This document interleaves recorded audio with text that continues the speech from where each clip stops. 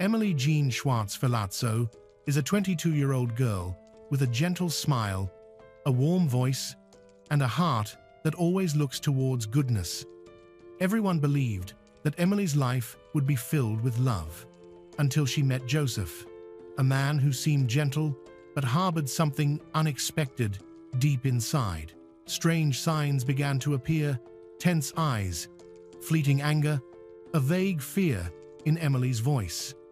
But all of that was ignored until the fateful trip where Emily vanished without a trace.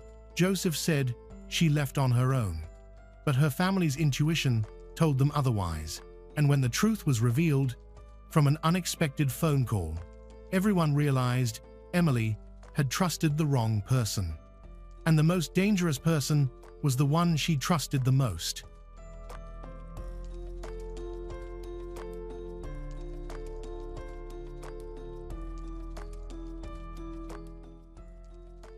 Emily Jean Schwartz was born on July 25, 1999, in Plymouth, New Hampshire. She grew up in a family full of love, which helped her develop a strong will and a profound understanding of other people's feelings. She was kind, thoughtful, and fiercely loyal. Music is where Emily pours out her heart and expresses herself. Her gentle yet powerful voice often captivated listeners. Music was more than a hobby for Emily. It was an integral part of her being. Her songs reflected her inner world, her warmth, and her openness. Despite her busy schedule, she always makes time to help others, especially animals. She often visits animal shelters to care for and love them. Emily's dreams were simple: a warm, loving home filled with music and a family built on trust and kindness.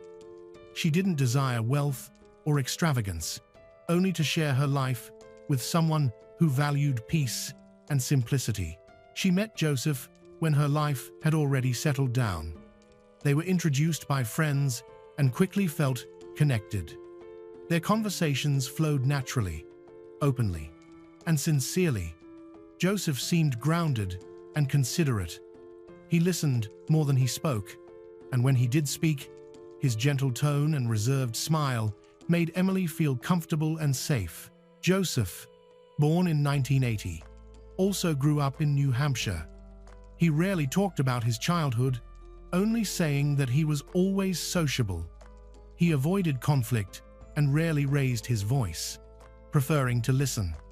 He had worked various jobs, never staying in any one position for long, but eventually found a stable and independent job.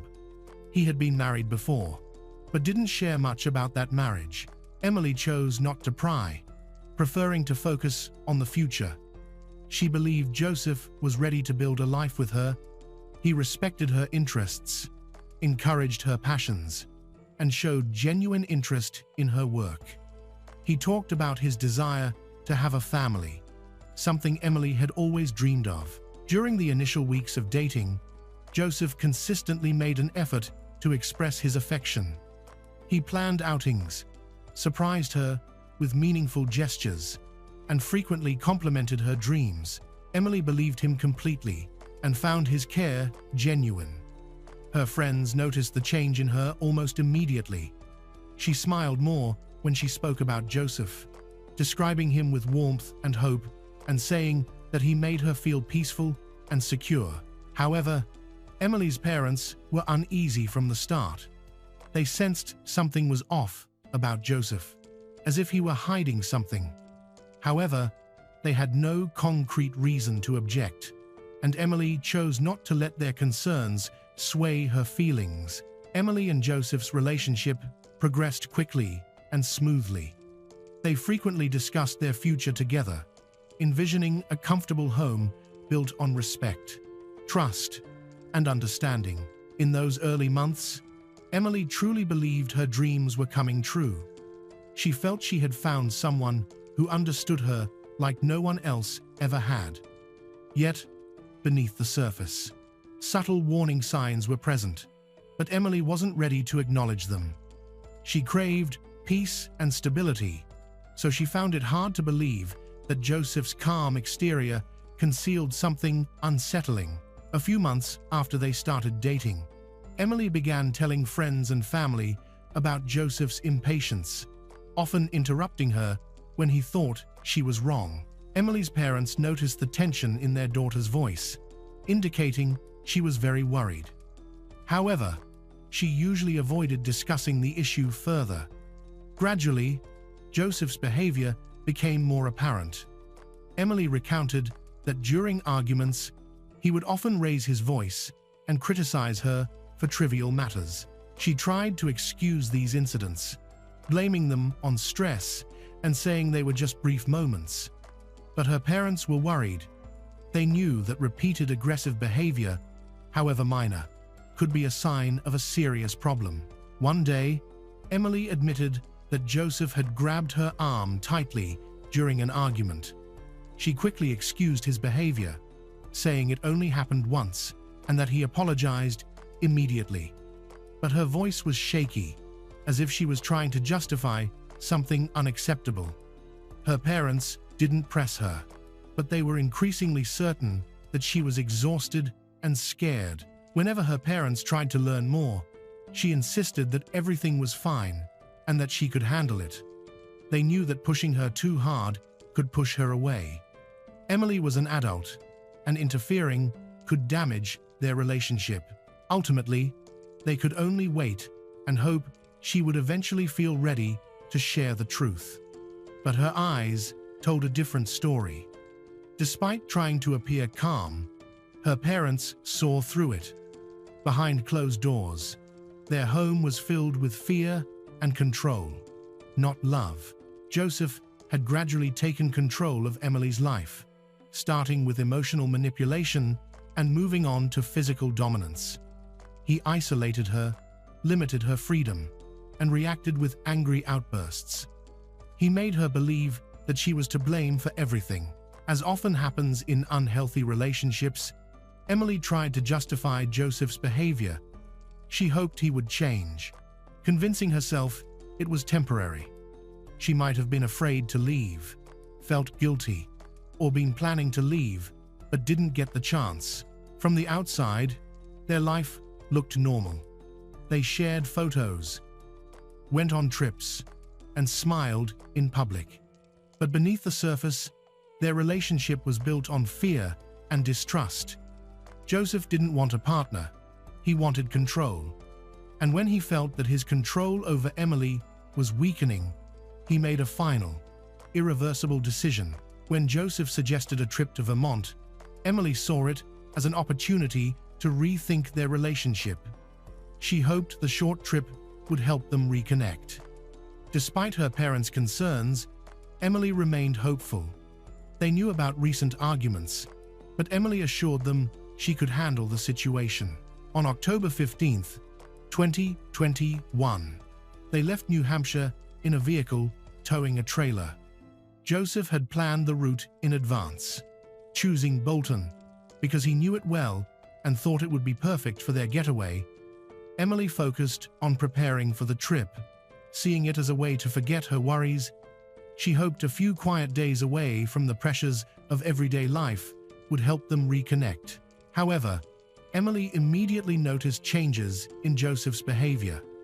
He was unusually quiet and withdrawn, and the tension made her uneasy. She tried to dismiss it as fatigue from the drive. Even so, she hoped the trip would be a turning point. But the unease remained. Part of their plan was to meet Nikki Falazzo, Joseph's sister, and her boyfriend. They planned to have dinner together at the apartment Joseph had rented online. Emily hoped everything would go well because she knew Nikki was important to Joseph and she wanted to make a good impression. Upon arrival, Emily greeted everyone with a friendly smile. Everything appeared normal, but something was still amiss. Every word Joseph spoke seemed to carry tension or discomfort. After a brief exchange, Joseph abruptly informed Nikki that they would not be staying for dinner. This abrupt decision left Emily feeling detached and confused. Nikki and her boyfriend were also bewildered. Emily felt her unease intensify on what should have been an evening of togetherness. Instead, Joseph suggested they spend the night in the camper, wanting alone time with Emily. To avoid conflict, Emily agreed, suppressing her growing questions. The night passed in silence, unaware of what the morning would bring. Emily hoped for clarity. She didn't realize this trip was becoming a nightmare, a point of no return. This was supposed to be a turning point in their relationship, but it ended tragically. Emily was never heard from again after that night. Her last phone call to her parents was brief and vague. She told them everything was fine and they would be home soon. Though her voice sounded calm, her parents sensed hidden tension. These words became the confirmation that something was seriously wrong. After 3 days of silence, Emily's family contacted Joseph. He repeatedly claimed Emily had left after an argument and he didn't know where she was. Days later, Joseph returned home alone, insisting to Emily's family that she had left voluntarily after a disagreement, calling for a ride and stating she no longer wanted to be with him. Emily's parents didn't believe him and contacted the police. Joseph told the same story to her family and the police, delivering it calmly and without hesitation. But her parents weren't convinced. They knew Emily would never disappear without a word. Meanwhile, Joseph acted as if nothing was wrong. His calmness seemed forced, making Emily's parents more suspicious each time he repeated his story. They realized that if Emily hadn't contacted anyone for days, something terrible had happened. Joseph was the only one who might know the truth, but he only offered empty, remorseless words. Amid the growing fear over Emily's disappearance, a call came in that changed everything. A man named Spencer Lemons called emergency services. His voice was tense and shaky as he explained that he had recently met with Joseph. Spencer and Joseph weren't close friends, but they occasionally helped each other. Joseph had asked Spencer to meet him in St. Albans, where the camper was located.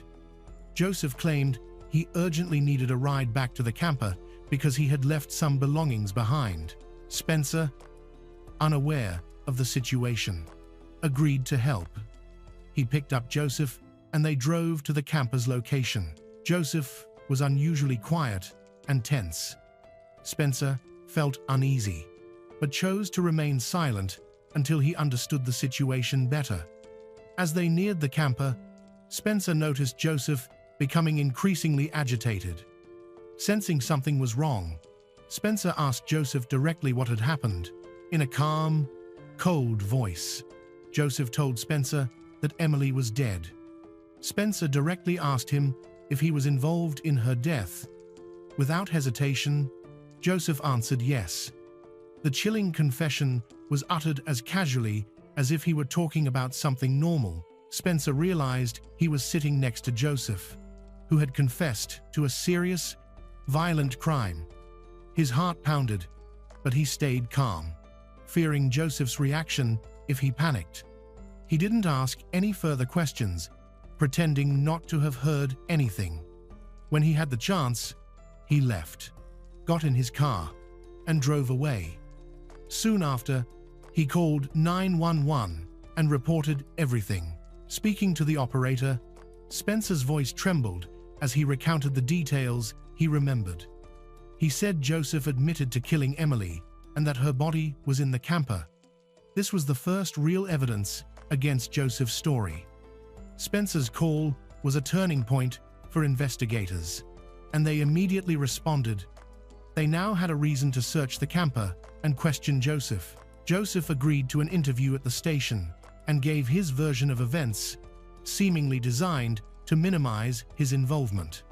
He described his relationship with Emily as troubled, mentioning frequent arguments and claiming their final disagreement was minor. He insisted Emily was being difficult and wanted to leave, and that he couldn't stop her.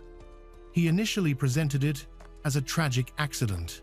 However, when officers questioned him further, especially about Spencer's call, his story began to fall apart. He hesitated, and his initial confidence faded. Joseph eventually admitted to telling Spencer what happened, which was a major flaw in his carefully crafted story. Investigators noticed his calm demeanor, but his answers sounded rehearsed, as if he had practiced them. He maintained the events were accidental and that he never meant to hurt Emily.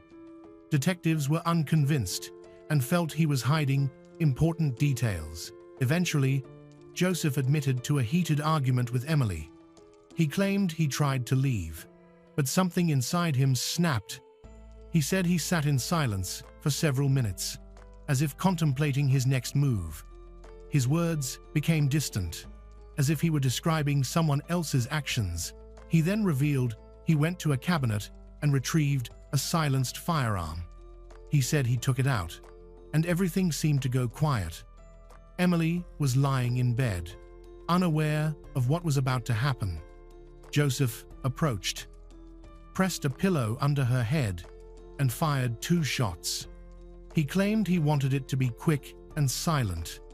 His tone was chillingly calm, and officers believed this was a planned act. He had carefully thought out each step.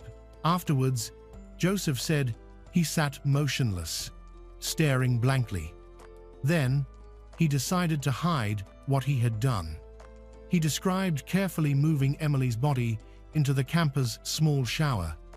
He said he turned on the cold water to wash away the blood and clean the scene. He recounted everything without emotion, as if describing a routine task. Joseph said he then meticulously cleaned the camper, trying to erase all traces of the crime. He wiped the floors, scrubbed stains, and checked every corner, claiming he did it calmly and methodically. He believed thorough cleaning would conceal the truth, at least for a while.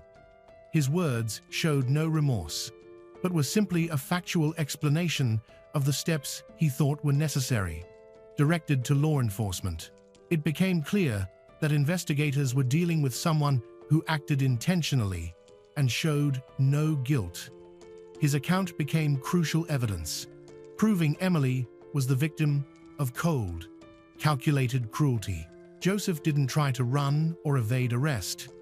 On the contrary, his subsequent actions only increased investigators' concerns. He stayed near the camper where her body was hidden, acting as if nothing had happened. He socialized, ate breakfast out, and met with friends, showing no signs of distress. Those who met him had no suspicion of the horrific truth he was concealing. He showed no panic or confusion, but rather calmness and confidence, further reinforcing the belief that everything was fine. He even ate, drank tea, and slept in the camper, just feet from Emily's body. Investigators confirmed he spent every night there from the time of her death until his arrest. He didn't try to dispose of the body or find another place to stay. This became his routine, showing how determined he was to appear normal. Joseph needed everything to seem ordinary, to avoid suspicion. He was careful not to behave in a way that would draw attention to himself. He even had a plan if anyone asked about Emily. He would make up a story to maintain his secret. Emily's loved ones repeatedly called, asking if he'd seen her. Each time, he calmly said she had walked away after an argument. No one suspected he was returning to the camper, hiding a horrifying truth. His composure was chilling. At first, Emily's death might have seemed like a tragic accident, but the investigation revealed a calculated crime rooted in psychological control and a pattern of escalating behavior. Joseph's life revolved around controlling others to feel powerful. His relationship with Emily wasn't about love, it was about domination. Affection turned into fear. He controlled where she lived, who she saw, and how she acted. His aggression wasn't just occasional outbursts, it was a deliberate pattern of control. Any sign of independence from Emily was perceived as a threat. The tension between them grew as Emily began to distance herself, confiding in her parents. Joseph noticed this. For someone whose identity is built on control, losing that power is unacceptable. This isn't a broken heart, it's a failure. He can't let her go. He didn't want her, but he viewed her choice to leave as a personal loss. His motive wasn't self-preservation, but the need to eliminate what he couldn't control. He ended Emily's life deliberately and methodically while she slept. If she wouldn't be his, she wouldn't be anyone's. Afterward, he covered up his actions to maintain control over her death and everything that followed. His motive wasn't revenge, fear, or self-defense, but the desire to preserve power at any cost. The prosecution began court proceedings, presenting Joseph's words and inconsistencies as key evidence. The investigation revealed that Joseph planned the crime carefully, suggesting it wasn't a spontaneous act of anger. This forensic evidence was crucial to the prosecution's argument. Joseph argued that the relationship was strained and that Emily often started fights. He claimed the crime wasn't planned and that dismembering the body was a desperate attempt to deal with the situation. But his explanation wasn't believable. The evidence suggested a more sinister and intentional act. Emily's friends and family testified, sharing who she was and the life she lost. They described her as kind, gentle, and always helpful, highlighting the qualities they cherished. For them, the trial was about honoring Emily's memory and seeking justice. Their stories contrasted sharply with Joseph's attempt to paint the crime as an accident. After closing arguments, the court found Joseph Filazzo guilty of first-degree murder. He received a 42-year prison sentence, which represented accountability for Emily's parents. While it couldn't bring Emily back, it ensured Joseph wouldn't be free. Emily's life was tragically short, but her memory lives on. Her family continues to remember her and keep her spirit alive.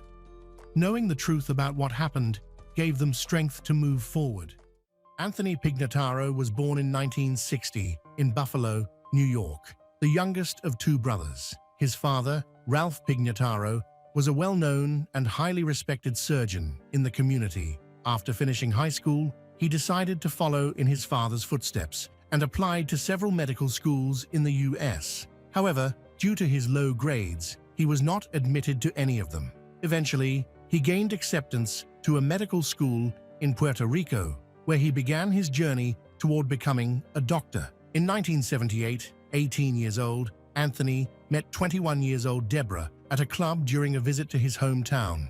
It was love at first sight. Anthony, tall and charming, swept Deborah off her feet as they danced to Donna Summer's Last Dance. Soon after meeting, they began a relationship. Despite their long-distance relationship, while Anthony studied in Puerto Rico and Deborah worked in New York, their love affair continued. Deborah was born and raised in Williamsville, New York, in a financially struggling family. She worked as a pharmacy assistant. In 1985, after graduating as an ENT doctor from medical school in Puerto Rico, Anthony returned to New York, obtained a medical license, and started working as a surgeon at a local hospital. However, his colleagues criticized his skills, calling him incompetent and predicting an unremarkable career. Despite this, he managed to keep his job. That same year, Anthony and Deborah got married. Early in their marriage, Deborah discovered through a friend that Anthony was having an affair. When she confided in her father, he advised her to forgive Anthony, but only once. Deborah decided to give him another chance. Not long after, they welcomed a son, and a year later, a daughter. They moved into a large home in suburban Buffalo, where Anthony started his own surgical practice. He rented office space in a private clinic and began seeing patients. By 1990, 30 years old, Anthony gained attention for inventing a wig prosthesis that was attached to the scalp using metal pins implanted in the skull. He became his own first client, as he had begun losing his hair at the age of 23. This wig became his patented invention, With prices starting at $3,500, clients could choose from a variety of natural and synthetic hair options. This invention contributed to his local fame. Anthony also performed cosmetic surgeries, such as breast augmentations, facelifts, rhinoplasties, liposuctions, and more. His services were competitively priced, and he often ran promotions to attract clients. Over the next 7 years, Anthony became wealthy and locally renowned, even driving a red Lamborghini. However, his reputation concealed the troubling events that were occurring in his operating room. In 1997, Terry Lamarty, a mother of 4, struggled to lose excess belly fat despite regular exercise. On her 39th birthday, her husband gave her a voucher for a belly liposuction treatment at Anthony's clinic. Excited, she scheduled a consultation with Anthony. During their meeting, she was impressed by his charisma and reassurances, which put her at ease. Anthony assured her that the procedure would go smoothly. Terry began preparing for the operation, undergoing necessary medical tests, consulting specialists, and completing the required paperwork. The surgery was scheduled for June 1997. On the day of her scheduled procedure at 8:30 a.m., Terry's husband drove her to the clinic. Upon arrival, she went to see Anthony to be examined and given medication to prepare for the surgery. He then wheeled her into the clinic's basement, referred to as the surgical center. To Terry's shock, the room looked nothing like a sterile operating theater. It was just an ordinary basement furnished with a couch, a table, and chairs. She didn't see any proper surgical equipment. Feeling uneasy, she tried to express her desire to cancel the operation, but she was already under the effects of the medication. Her speech slurred, and she lost control of her body. Before passing out, she helplessly screamed. Terry regained consciousness at 5 p.m., fully clothed and sitting on a small sofa in the clinic's first-floor waiting room. Her husband arrived shortly after and took her home.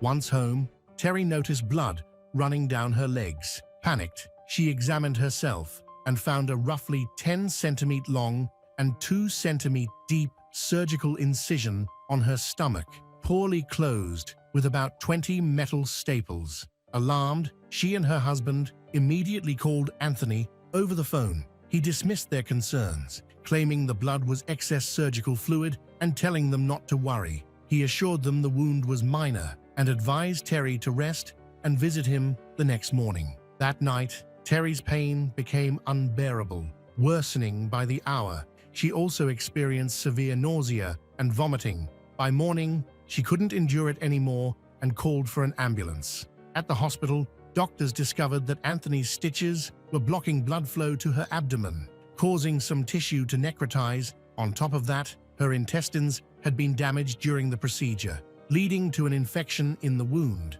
Instead of achieving her desired appearance, Terry was now fighting for her life. Fortunately, she received help in time and survived. A few days later, at 2:30 just while Terry was still recovering in the hospital, she was startled awake by Anthony. He had secretly entered her room and was holding her medical records. He demanded that she immediately pack her belongings and leave the hospital. Terrified, Terry refused and argued with him. Hospital nurses overheard the confrontation, and Anthony was forced to leave. After this alarming encounter, Terry remained in the hospital for several more days. Her recovery stretched on for months, and despite doctors reporting the incident to the State Department of Health, Anthony continued practicing medicine. 2 months later, in August 1997, a more tragic event occurred at Anthony's clinic. 26-year-old Sarah Smith, a mother of 2, underwent breast implant surgery,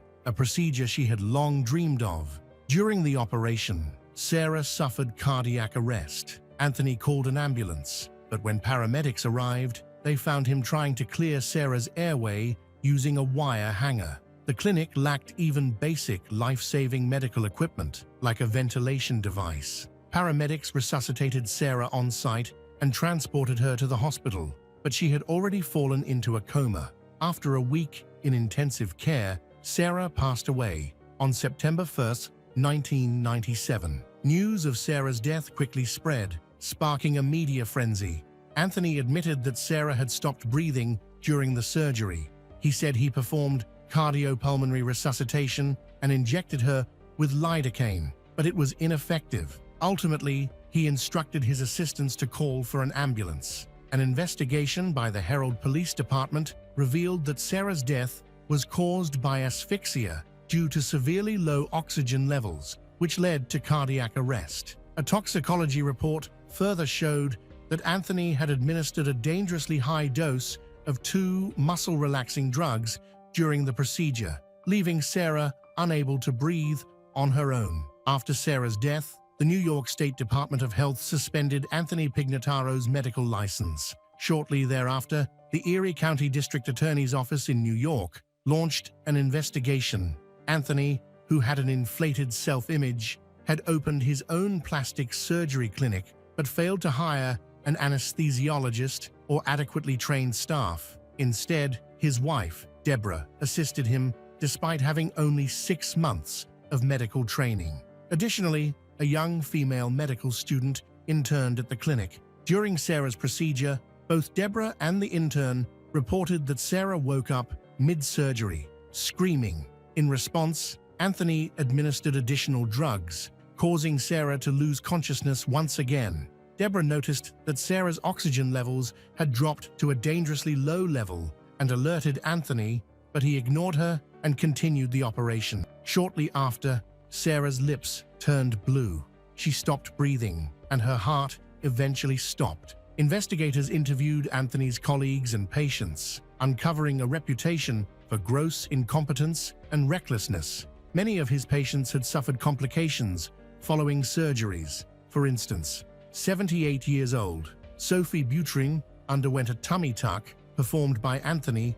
She became ill after the procedure, but was hesitant to seek medical attention. Her son eventually convinced her to go to the hospital, which saved her life. She spent 6 weeks in the hospital, recovering from complications caused by the surgery. The New York State Board of Health eventually filed 30 charges of professional misconduct against Anthony. Investigators discovered that he was not licensed to perform plastic surgery and that his basement clinic was grossly unfit for medical procedures. In January 1998, Anthony, then 38 years old, was arrested. By August of that year, his medical license was permanently revoked. Anthony ultimately accepted a plea deal on a negligent homicide charge and was sentenced to 6 months in prison, fined $5,000, and ordered to complete 250 hours of community service. He was also permanently banned from practicing medicine. As the verdict was announced, the judge ordered Anthony to be taken into custody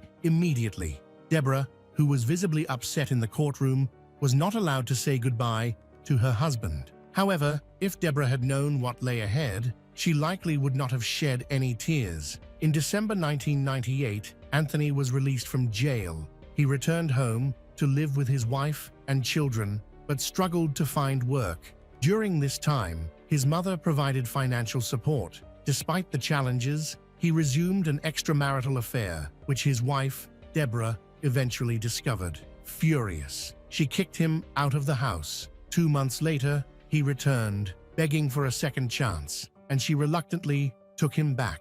By May 1999, Deborah, then 42 years old, suddenly fell gravely ill. She suffered episodes of nausea and body pain, which gradually worsened to include tingling in her arms and legs, difficulty walking, and extended periods confined to bed. Although Deborah sought medical help, doctors were initially unable to determine the cause of her symptoms. Over the following months, her condition continued to deteriorate. By the summer of 1999, she required a wheelchair and began experiencing memory loss. Anthony claimed her symptoms were caused by a diseased gallbladder, which he insisted needed urgent removal.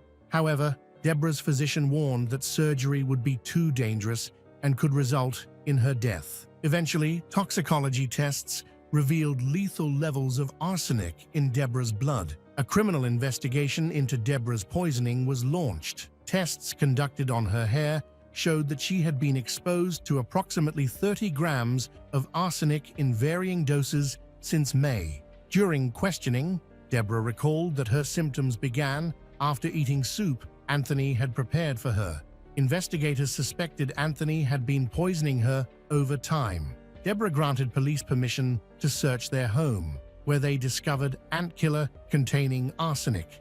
Further evidence revealed that Anthony had purchased the poison using his credit card. He was subsequently brought in for questioning. Anthony admitted to poisoning Deborah, but suggested that the relatives of his deceased patient, Sarah, who passed away after surgery, might have been involved. Due to insufficient evidence, Anthony was released. Deborah was discharged from the hospital, though she remained in a wheelchair and needed ongoing treatment at home. Later, a former cellmate of Anthony's, who had shared a prison cell with him, contacted the police. The cellmate revealed that Anthony had discussed his wife, Deborah's life insurance policy, and his relationship with his mistress. According to the cellmate, Anthony confessed he wanted to start a new life with his mistress and obtain the insurance payout. He had even asked the cellmate for advice on poisoning someone. Recorded phone conversations confirmed that Anthony maintained contact with the cellmate after his release from prison. With this evidence,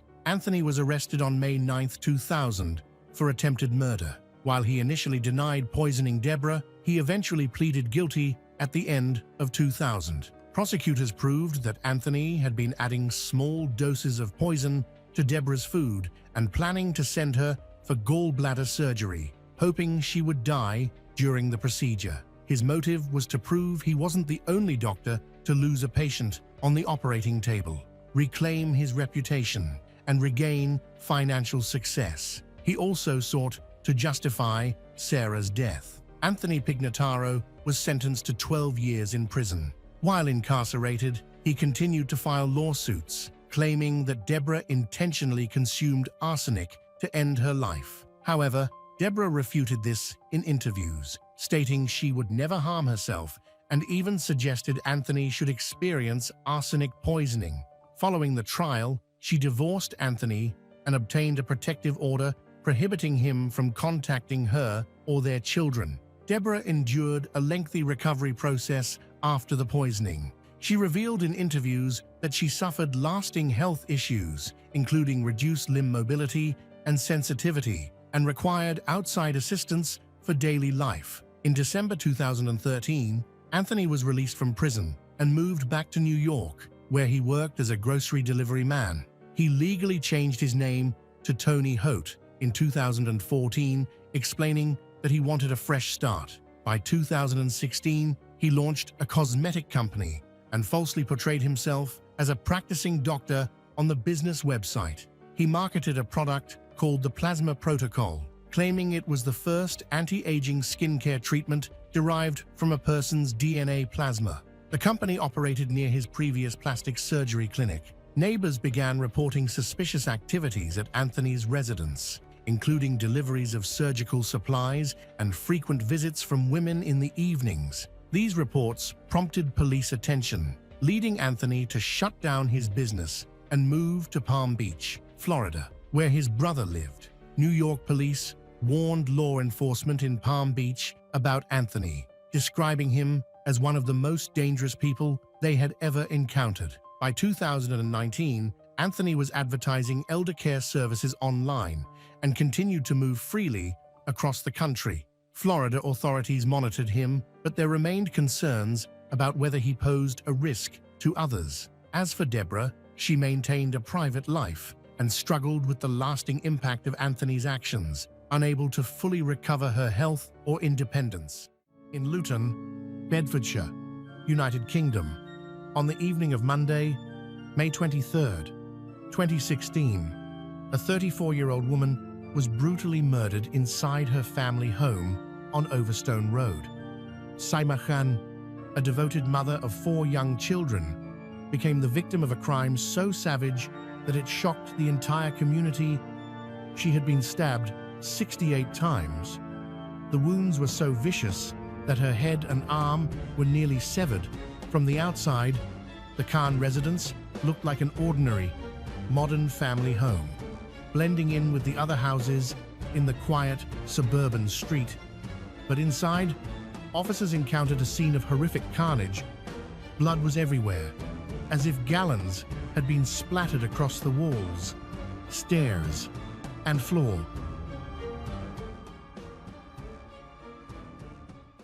This story centers on the Khan family, originally from Pakistan. Saima, the elder, was born in 1982, while her younger sister, Sabah, was born 7 years later, in 1989. The family also included 2 brothers. They spent their early years in the Netherlands, but when Saima turned 18, the entire family relocated to England in search of better opportunities. The Khan household was traditional, yet modern.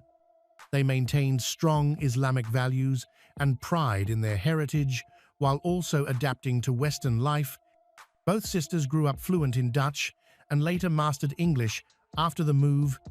They shared a deep bond. Saima, known for her kindness and gentle nature, often looked after Sabah like a second mother. Sabah adored her older sister, once saying they were one soul divided between 2 bodies. When the family settled in Luton's Overstone Road, they joined a large Pakistani community. Luton, about 30 miles north of London, has one of the largest Muslim populations in the UK, with nearly a third of residents identifying as Muslim. Here, Saima pursued her dream of helping others by studying nursing. She had a natural gift for caregiving and wanted to dedicate her life to supporting those in need. After completing her training, she began working as a home care nurse. Patients described her as reliable, warm, and compassionate, a woman who radiated calm. The Khan family lived in a 2-story brick townhouse, typical of many European neighborhoods. Each apartment in this townhouse had a separate street-level entry. Such homes are commonly found in most European cities. By the time Saima turned 21, her parents began searching for a suitable husband for her. In keeping with tradition, they reached out to extended relatives in Pakistan. Arranged marriages are common among Pakistani families in the UK, sometimes even used as a means to secure British residency or citizenship. Many of these unions end unhappily, with young women, accustomed to Western freedoms, finding themselves in restrictive or even abusive marriages. But Saima's case was different. No one pressured her. She trusted her parents' judgment and agreed willingly. Family meant everything to her. She wanted to marry and start her own. Her future husband was Hafiz Rahman, a man 3 years older than her and 10 years older than Sabah. Hafiz had lived his entire life in Pakistan and was considered by relatives to be a respectable match for Saima. Hafiz's family hoped that moving to Britain would give him more opportunities and a better life. By marrying a British resident, Hafiz would be able to secure a British passport and become a full-fledged citizen of the United Kingdom. After the wedding in Pakistan, Hafiz and Saima returned together to the United Kingdom. The newlyweds moved into the Khan family home, following the cultural custom in many Muslim households of living as one large, close-knit family. Hafiz eventually gained citizenship and found work as a taxi driver. He held firmly to traditional values, expecting his wife to bear children, raise them, care for her husband, prepare meals, and manage the household. Saima, however, never intended to give up her career entirely. She balanced her duties as a wife with her work caring for patients. Not long after their marriage, she became pregnant with their first child, a daughter. Before she could fully recover from that pregnancy, more followed in quick succession. In the end, they had 4 children, 2 daughters and 2 sons. 3 generations of the family lived together under one roof, supporting and caring for each other. In total, 11 people shared the townhouse. Hafiz, Saima, and their 4 children, Saima's parents, her 2 brothers, and her younger sister, Sabah. On the surface, life seemed to be going well, apart from the ordinary domestic disagreements that occur in any household, especially one so large. At some point, however, Sabah began to feel growing tension with her sister. The shift started after Saima's marriage to Hafiz. Once she became a wife and mother, Saima's priorities naturally changed. To Sabah, it felt like her sister no longer made time for her, focusing instead on her husband and children. Over time, Sabah grew weary of living in her older sister's shadow. Within this crowded household, a secret began to take shape. Known only to two people, Sabah had fallen in love with her sister's husband, Hafiz. Shockingly, he reciprocated despite the 10-year age gap, despite the taboo of Sabah being his wife's younger sister, and despite the fact that they all lived together under one roof. The two embarked on a passionate affair. Their attraction quickly consumed them both. It started innocently enough, fleeting glances, playful teasing, the rush of a forbidden thrill. Hafiz, more experienced, recognized what lay behind the young girl's looks. In truth, he exploited her immaturity and naivety. The affair began shortly after the birth of Saima's first child. Exhausted and fully absorbed in caring for her newborn daughter, Saima didn't notice the way her younger sister was looking at her husband. At the time, the sisters still had a fairly warm relationship. Sabah even helped look after the baby, playing the role of a loving aunt, while secretly melting into the arms of her sister's husband. Whenever no one was watching, the secret relationship carried on for years. It would occasionally end, only to resume with even greater intensity as time passed. Sabah became increasingly obsessed with Hafiz. They relied on WhatsApp to communicate, the only way to conceal their affair within a household filled with family members. With each passing wave of passion, the relationship grew more volatile as jealousy of her sister deepened. She was consumed with rage whenever she saw Hafiz giving Saima attention. She complained bitterly that he could message her day and night, yet could never find enough time to be alone with her. The affair was dangerously complicated. The tight-knit family, all living under one roof, turned the house into a pressure cooker, a volcano on the verge of erupting. And though the affair unfolded right under their noses, no one seemed to notice. Or perhaps they simply chose to look away, pretending nothing was wrong. Most likely, the relatives simply thought any possibility of an affair between Sabah and Hafiz was unthinkable. Their upbringing and faith didn't even allow them to imagine such a thing. Saima herself paid no attention to the strange glances between her husband and younger sister. She was a devoted mother of 4, juggling childcare with part-time caregiving work, exhausted and overburdened. She had neither the time nor the energy to keep watch over her husband, and she certainly never suspected such a betrayal from her own sister, whom she had loved, cared for since childhood. Meanwhile, Hafiz and Sabah would steal moments together whenever Saima was away. Sometimes they used the taxi Hafiz drove for work. Other times, they met in the family's marital bedroom. At that point, the children were 7, 4, 2, and 1 years old. Since Sabah often stayed home to help care for them, her presence in the bedroom didn't raise suspicion. Hafiz, with the flexibility of his taxi shifts, deliberately arranged his time off to coincide with his wife's working hours. Though their affair carried on for years, Hafiz still put his wife first. This infuriated Sabah. At one point, Hafiz even considered marrying Sabah as a second wife. But when he consulted a local imam, he was told it was forbidden in Islam to marry 2 sisters at the same time. So Hafiz abandoned the idea and continued meeting Sabah in secret. For him, she became the ultimate forbidden fruit, young, naive, and forbidden by custom from having any relationship before marriage to Hafiz.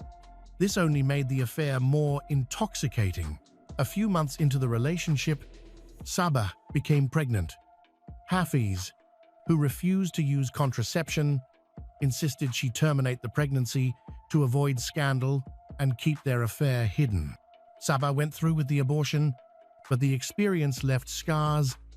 It may also have been the moment Hafiz realized that continuing an affair with his wife's younger sister was unsustainable. By February 2016, after 4 years of secret meetings, Hafiz decided to end the affair and recommit to his wife and children. He began considering moving his family into their own home, away from the crowded household, but the very thought of losing him drove Saba into despair. She couldn't bear the idea that Hafiz had chosen his wife and children over her.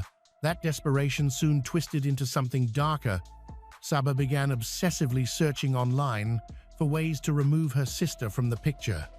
In her mind, Saima was the only obstacle between herself and Hafiz. Without Saima, Saba imagined she could step into her place, becoming his wife and raising the children as her own.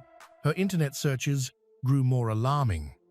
She looked up where to buy venomous snakes, studied différents poisons, researched how to hire hitmen, and even pored over an article titled 16 Steps to End Someone's Life and Not Get Caught. In March 2016, Saba reached out to a self-proclaimed sorcerer in Pakistan who claimed he could kill through black magic. Saba paid the so-called sorcerer more than $6,000 to place a deadly curse on Saima. When nothing happened, Saba grew furious. She contacts the self-proclaimed wizard again, complaining that her life is getting worse. Hafiz no longer cares about her and seems completely indifferent. She begged him to hurry and finish off her sister so that Hafiz would finally be hers. But after she sent the money for this final ritual, the sorcerer disappeared. He had been nothing more than an online scammer. Saba couldn't bear the thought of losing Hafiz forever. To her, he was her soulmate, the man for whom she had broken Islamic rules, endured an abortion, and done things most women would never dare.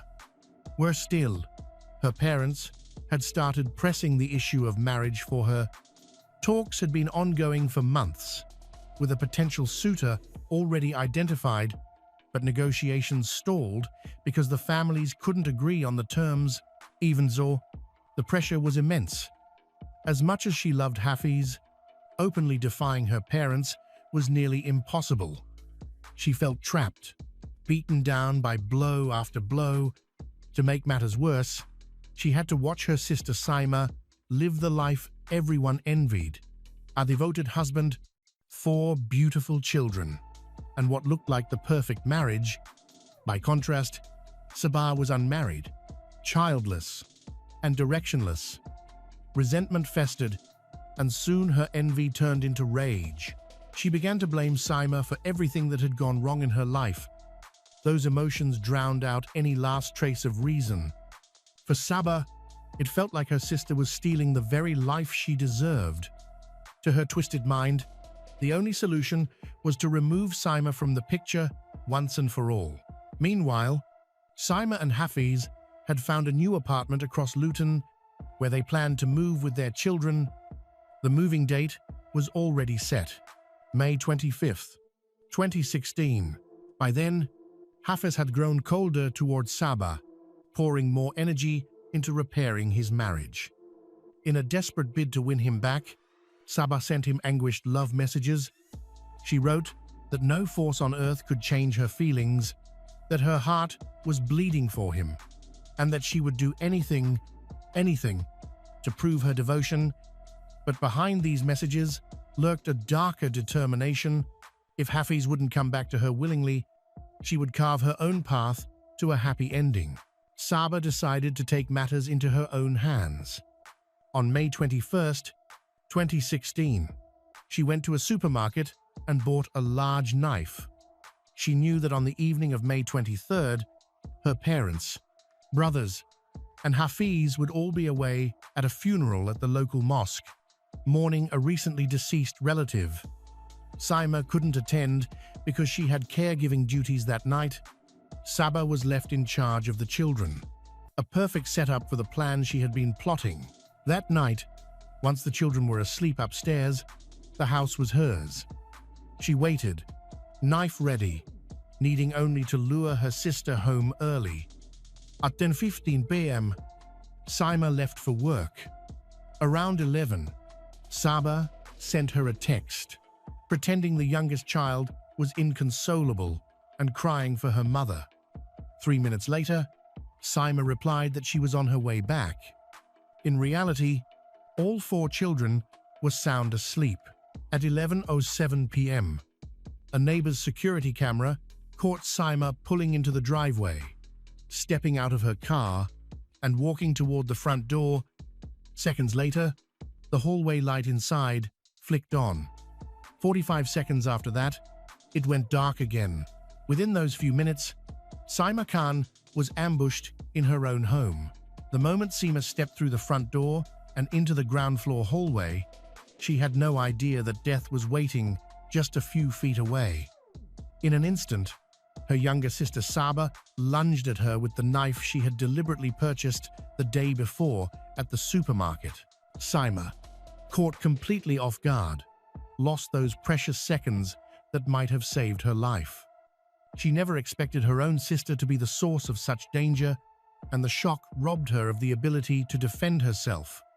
As the first blows landed, she struggled in vain, but the frenzied assault quickly overwhelmed her.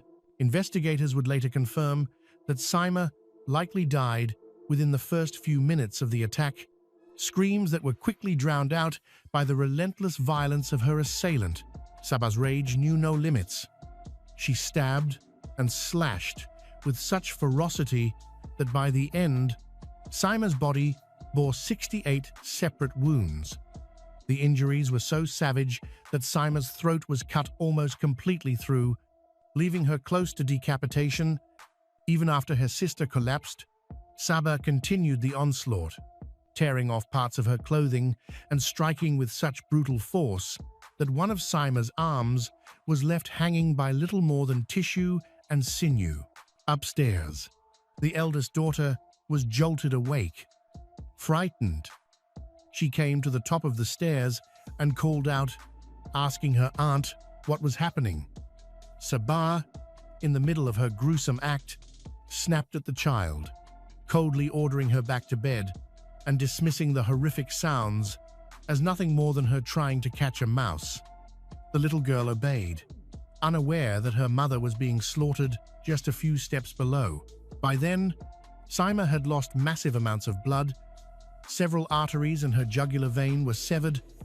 Her face, head, and arm were horribly mutilated. In the frenzy, Saba herself suffered a small cut, though she barely noticed. When the killing was over, she quickly moved on to the next phase of her plan, staging the crime as a robbery gone wrong. She smashed a pane of glass on the back door to make it look like an intruder had forced entry. Then she stripped off her bloodied clothing, stuffed it into a plastic bag along with the knife, Saima's phone, and some jewelry, and hid the items in her bedroom. Calmly, she showered, washing away the evidence of Saima's blood. Only after cleaning herself up did she call her parents and then dial emergency services. When her family rushed home, they were met with a nightmare. Saima lay in the hallway in a pool of blood, her life gone. The brutality of the scene shocked even the paramedics. The wounds were so severe that police initially believed the killer must have been a man. The first step for investigators was to question the only adult who had been in the house that night, Saima's younger sister, Sabah Khan. She recited her version of events with a calm, almost practiced tone. She explained, that evening, everyone else had been out. Her parents, brothers, and brother-in-law Hafiz had gone to a funeral at the mosque. While Saima had gone to work, Sabah had stayed behind to watch the children. She told detectives that she had put the children to bed, though the youngest had fussed a little, prompting her to message Saima and ask her to come home sooner. By the time the baby fell asleep, Sabah said she saw Saima's car pull into the driveway. Relieved, she decided to take a shower. According to her story, moments later, she heard a loud noise and her sister's screams. Throwing on a robe, she rushed downstairs and found Saima lying bloodied in the hallway. That was when she insisted. She phoned her parents and then called emergency services. When officers asked about the cut on her hand, she claimed she had injured herself on shards of glass near the broken back door. She said she hadn't seen or heard any intruder on the surface. Her explanation seemed plausible. The smashed glass, the missing jewelry, and the horrific scene were consistent with a violent burglary. Yet, detectives couldn't ignore the details that didn't add up. Saba's demeanor struck them as oddly detached, almost rehearsed. Given the brutality of what had just happened, her lack of visible grief or panic raised quiet suspicions. Though investigators reminded themselves that people cope with trauma in different ways, still, one fact remained clear. This was no ordinary crime. The sheer ferocity of the attack, dozens of stab wounds, the attempt to mutilate, did not resemble a panicked burglar. It looked personal.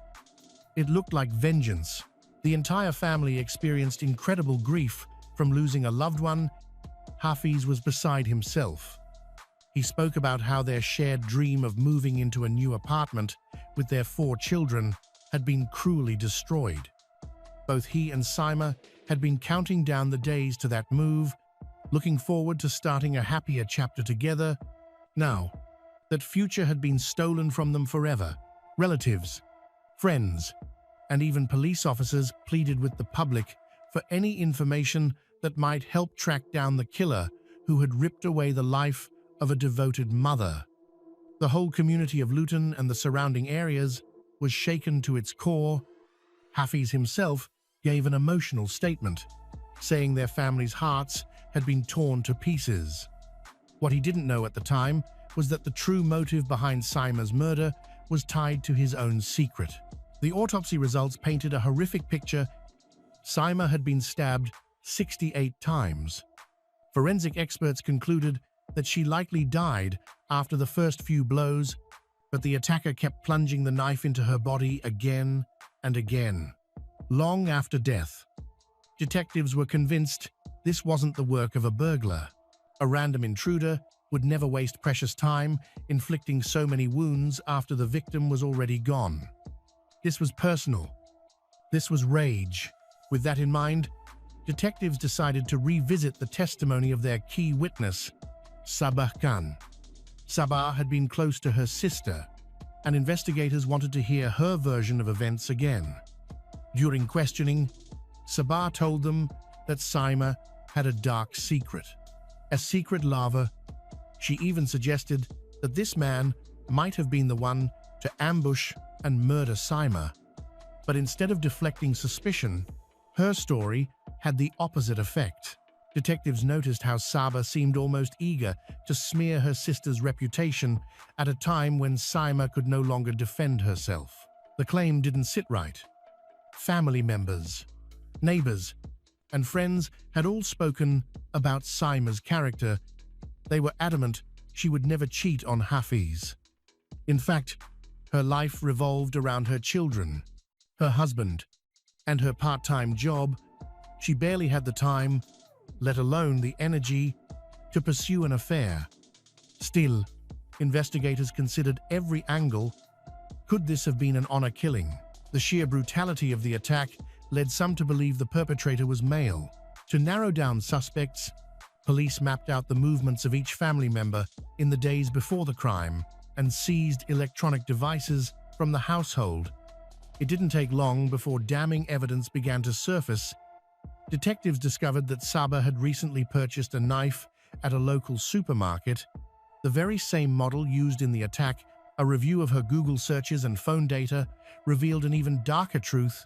Sabah had been carrying on a secret affair with Hafiz for the past 4 years. Their text messages left no doubt.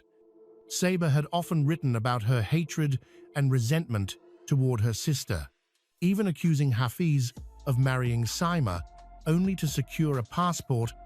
Their relationship had become so volatile that Hafiz eventually blocked her on social media. The case was unraveling quickly. On May 31, 2016, Just 8 days after Seema's murder, detectives conducted a thorough search of Saba's bedroom. What they found erased any remaining doubt. Hidden inside were the pieces of jewelry supposedly stolen during the staged robbery. Even more damning, they uncovered Seema's missing phone, the blood-stained knife, and clothing Saba had worn on the night of the murder.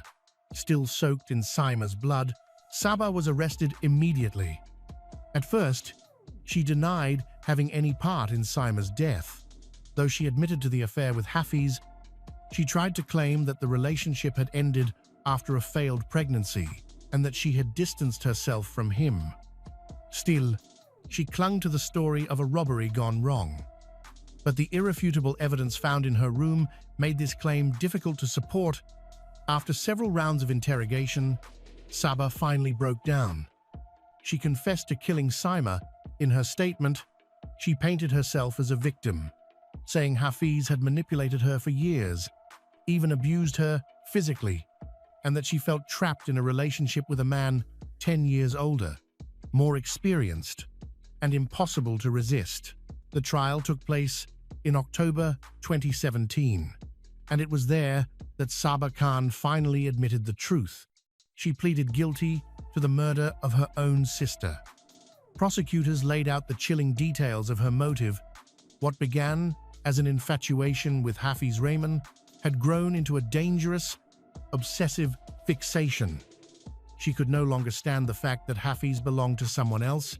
In her mind, Seema's life looked flawless. Married, with children, and a stable home, while she herself remained in the shadows. That resentment turned into rage. Hafiz, taking the witness stand, described himself as a victim of manipulation. He admitted that he had made the grave mistake of giving in to Saba's advances, but he claimed he had been trapped by her threats. According to him, Saba often said she would harm herself if he ever left her, bombarding him with messages filled with desperate declarations of love. Despite his testimony about wanting to end things, prosecutors highlighted the undeniable fact that Hafiz had still continued sleeping with Saba. Even in the days leading up to the murder, the defense tried to shift some of the blame onto Hafiz.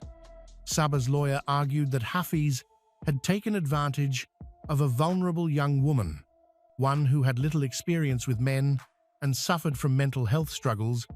He painted Saba as lonely, unstable, and desperate, reminding the court that she had a history of self-harm. According to the defense, Hafiz had strung her along for years, feeding her false hope of a future together, only to retreat when things became too complicated. Saba himself showed no remorse. Not a tear, not a trace of remorse. She sat motionless in the defendant's box, her face expressionless, her eyes hollow. It was clear she wasn't mourning Seema's stolen life. She was mourning her own freedom. Saba Khan was sentenced to life imprisonment with a minimum term of 22 years. The defense immediately sought an appeal, calling the sentence excessively harsh, but the Appeals Commission disagreed. The punishment, they said, was just. And so, Saba Khan remains behind bars in Bedfordshire, UK, where she will spend the best years of her life reflecting on the crime that destroyed her family. After the trial, Hafiz released a statement. He said he could never have imagined such horror unfolding within his own family. He admitted his deep shame for betraying his wife and confessed that not a day passes without regret. Hafiz remembered Seema as a devoted wife, a loving mother of 4 beautiful children, a daughter who made her parents proud, and a sister whose kindness touched everyone around her. He sighed. Her death left a permanent wound in the hearts of everyone who loved her. For her parents, the pain was almost unbearable. Losing one daughter is tragedy enough, but learning that another daughter was responsible, that was a nightmare no family should ever endure. And that brings us to the end of this tragic story. A story of jealousy, betrayal, and a family torn apart forever. Binghamton, a small, peaceful city in New York State, was once so safe that many families did not need to lock their doors when they went to bed.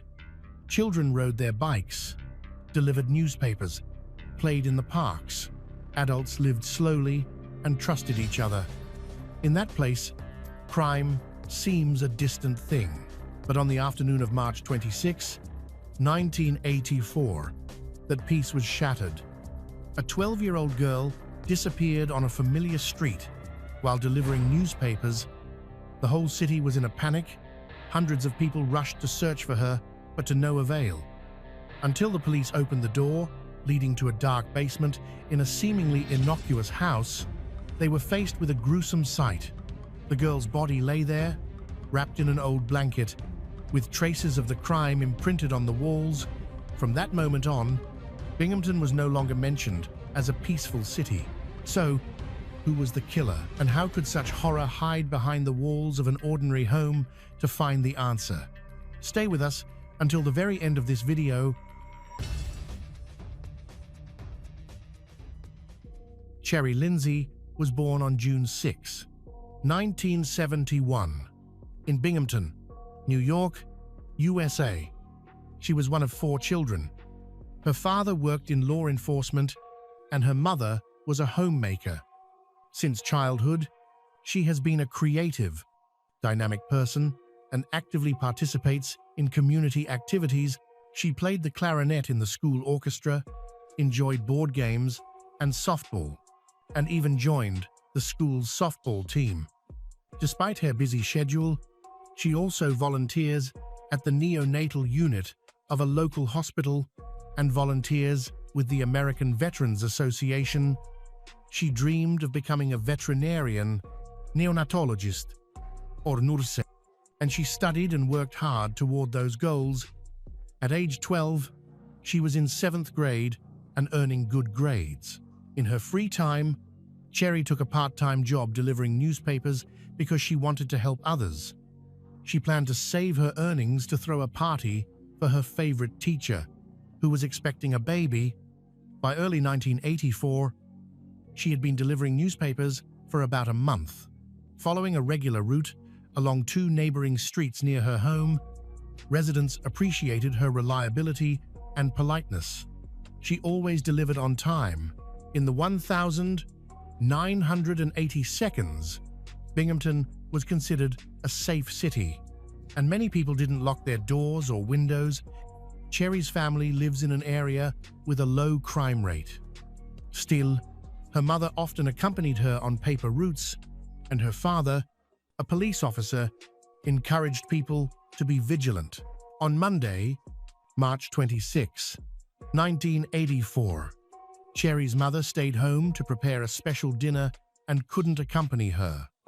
Cherry came home after school and left to deliver papers around 3:30 p.m., promising to return in about an hour so she could call a friend. It was the last time anyone saw her alive. Her mother later carried lifelong guilt for letting her go alone that day. At 4:30 p.m., the phone rang. It was a neighbor boy, a friend of Cherry's, asking to speak with her. Realizing that Cherry hadn't returned as promised, and knowing how punctual she always was, her mother grew concerned. She tried to stay calm, thinking that Cherry might have lost track of time while talking to someone, but she informed her husband. He immediately notified fellow officers to be vigilant and report anything unusual. Following his instructions, Cherry's mother began calling her daughter's friends and relatives. They checked with Cherry's aunt, to whom she was very close, but she hadn't seen her. An hour passed with no news. No one knows where Cherry is, and her parents are very worried. No one had seen Cherry since she left on her regular paper route. Her father and other officers couldn't wait any longer. They began searching the area, focusing on the 2 streets where she usually walked. They also spoke with people along the route, including Cherry's friends. Her best friend reported that they had seen each other from across the street earlier that day and exchanged a quick wave. Cherry stayed focused on her deliveries and didn't stop to chat. This sighting helped investigators narrow down the timeline of her disappearance. The last time anyone saw Cherry was around 4 p.m. She was alone, and witnesses noticed nothing unusual. Some people assumed she had gone to visit friends and would return soon. Her parent disagreed. She was a homebody, never went out without permission, and all her belongings were still in her room. By 7 p.m., her father, himself a police officer, and other officers had interviewed most residents on the 2 streets where Cherry usually delivered newspapers. They found nothing useful. That evening, the police department alerted the entire city, bringing more officers into the search. By the next morning, firefighters, county and state police, Nina units, and a police helicopter joined in. The search area expanded into the outskirts, but no trace of Cherry was found. Her father was one of the most active searchers. He frequently called home, hoping Cherry had returned, and it was all a misunderstanding.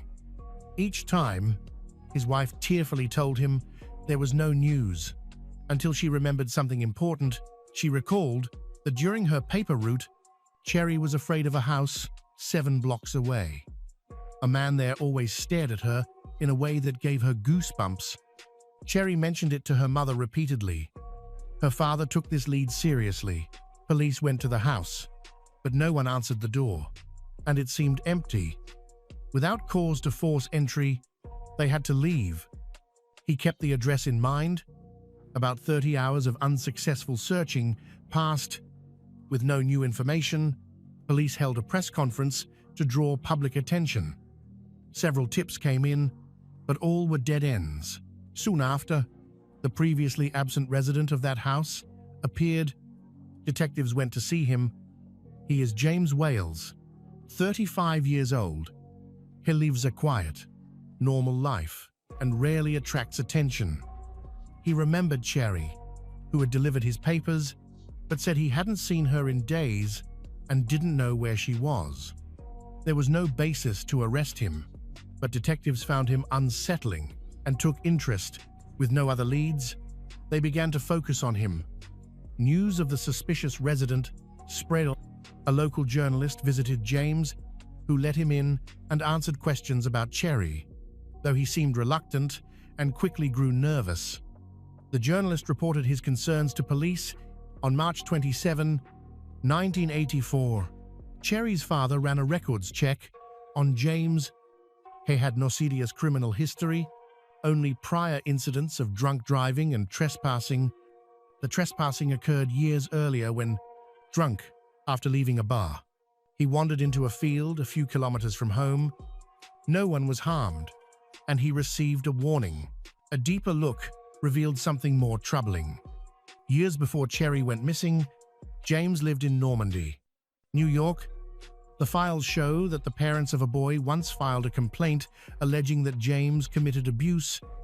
The case was transferred to social services and then closed without law enforcement action. He was never charged. These findings increased suspicion that he might be involved in Cherry's disappearance. Detectives met with him again. They noted he was unusually nervous, dodged direct questions, and avoided eye contact, especially when asked about Cherry, further heightening their concern. Despite James denying he saw Cherry on the day she disappeared, detectives brought him to the station for formal questioning. There, detectives found James uncomfortable communicating, unwilling to cooperate, and almost immediately requested a lawyer. While James was being questioned, his wife also spoke to the police. Convinced that her husband had nothing to do with Cherry's disappearance, she agreed to have her home searched. Investigators soon found a paper bag matching the one Cherry used for her newspapers and Cherry's earrings in a dresser drawer. 2 hours later, the search continued.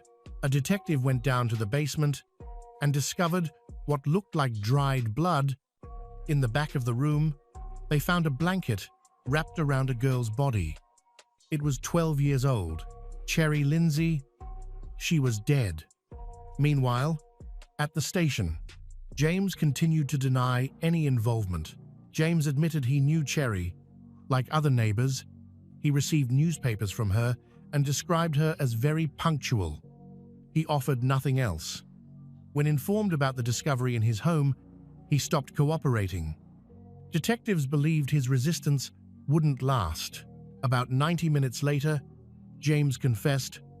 He said Cherry had delivered the newspaper and he lured her inside. She screamed immediately. He tried to silence her by covering her mouth, but she fought back and he began strangling her. As Cherry struggled harder, he grew enraged, grabbed a table leg, and struck her head several times. She lost consciousness, but was still alive. He tied her hands behind her back, stuffed her t-shirt in her mouth, opened the basement door, and threw her down the stairs. Cherry sustained more injuries in the fall. James followed her downstairs, wrapped a clothesline around her neck, and continued strangling her for several minutes. When she showed no signs of life, he abused her without removing the rope.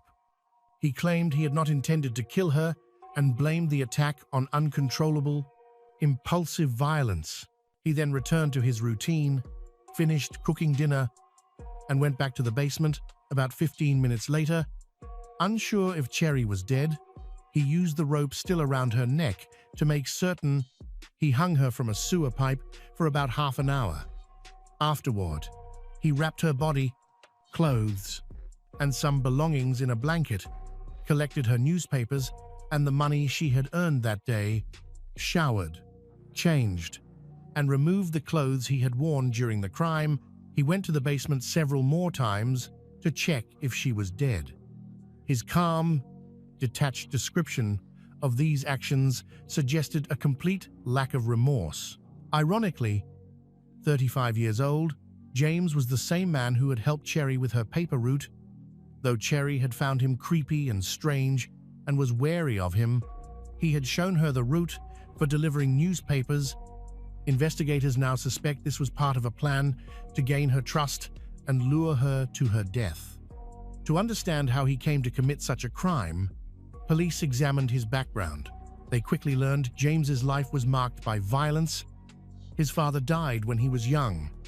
His stepfather was abusive and drank heavily. His mother, also an alcoholic, joined in punishing him rather than protecting him. James started drinking in school and later used illegal substances. James was a troubled teenager who repeatedly tried to flee his abusive parents. Despite multiple reports of domestic violence, law enforcement took no action. At 17, he finally escaped from his mother and stepfather and enlisted in the United States of America Army. He served for 6 years and earned honors and awards.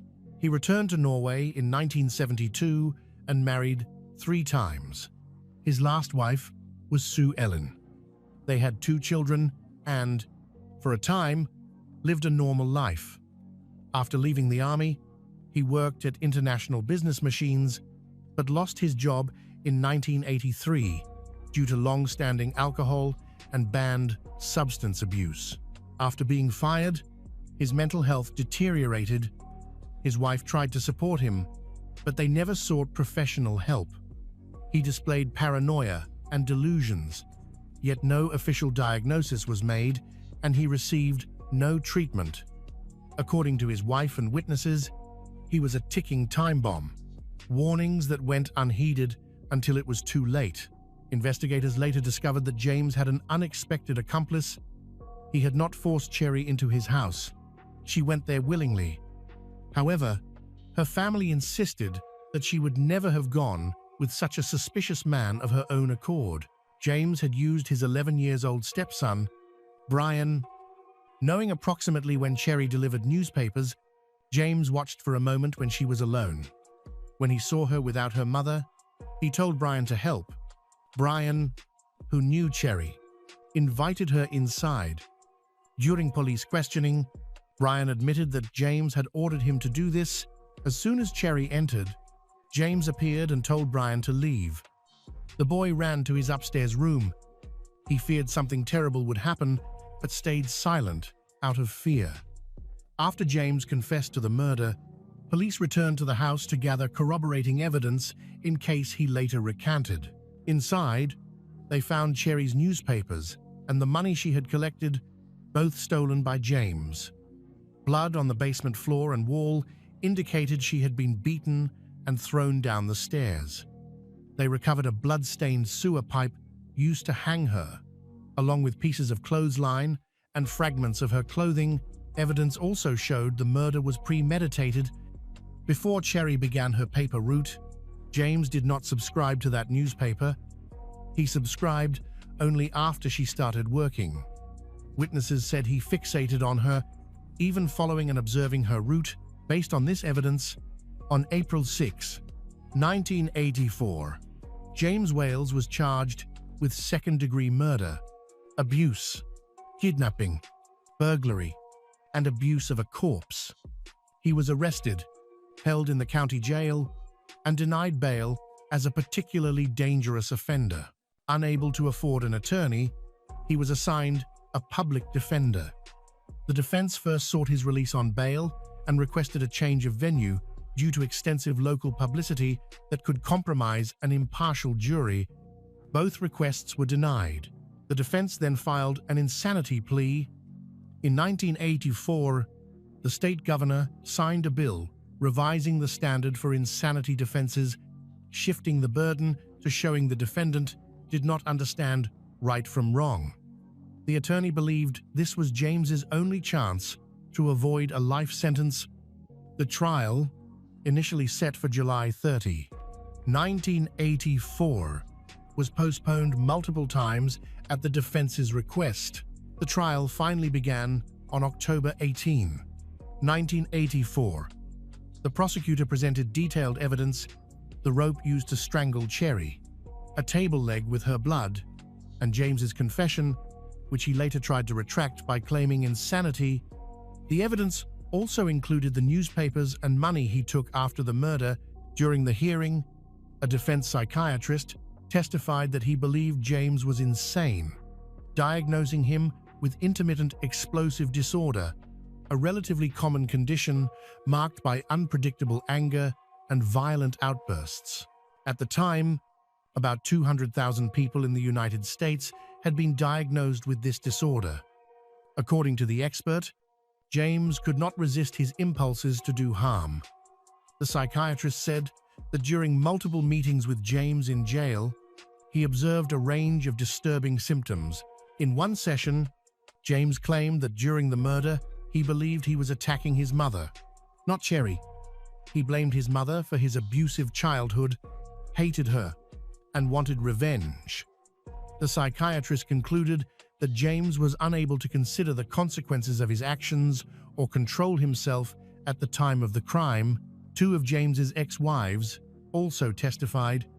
They said he had a tendency toward violence that could take disturbing forms. For example, James likes to strangle during intimacy and has a hard time stopping. The court then heard a detailed account of the murder and the horrors Cherry endured. Cherry's parents struggled to listen.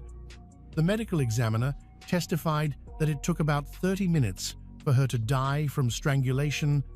Based on James's own timeline, even when he hung Cherry in the basement, she may still have been alive.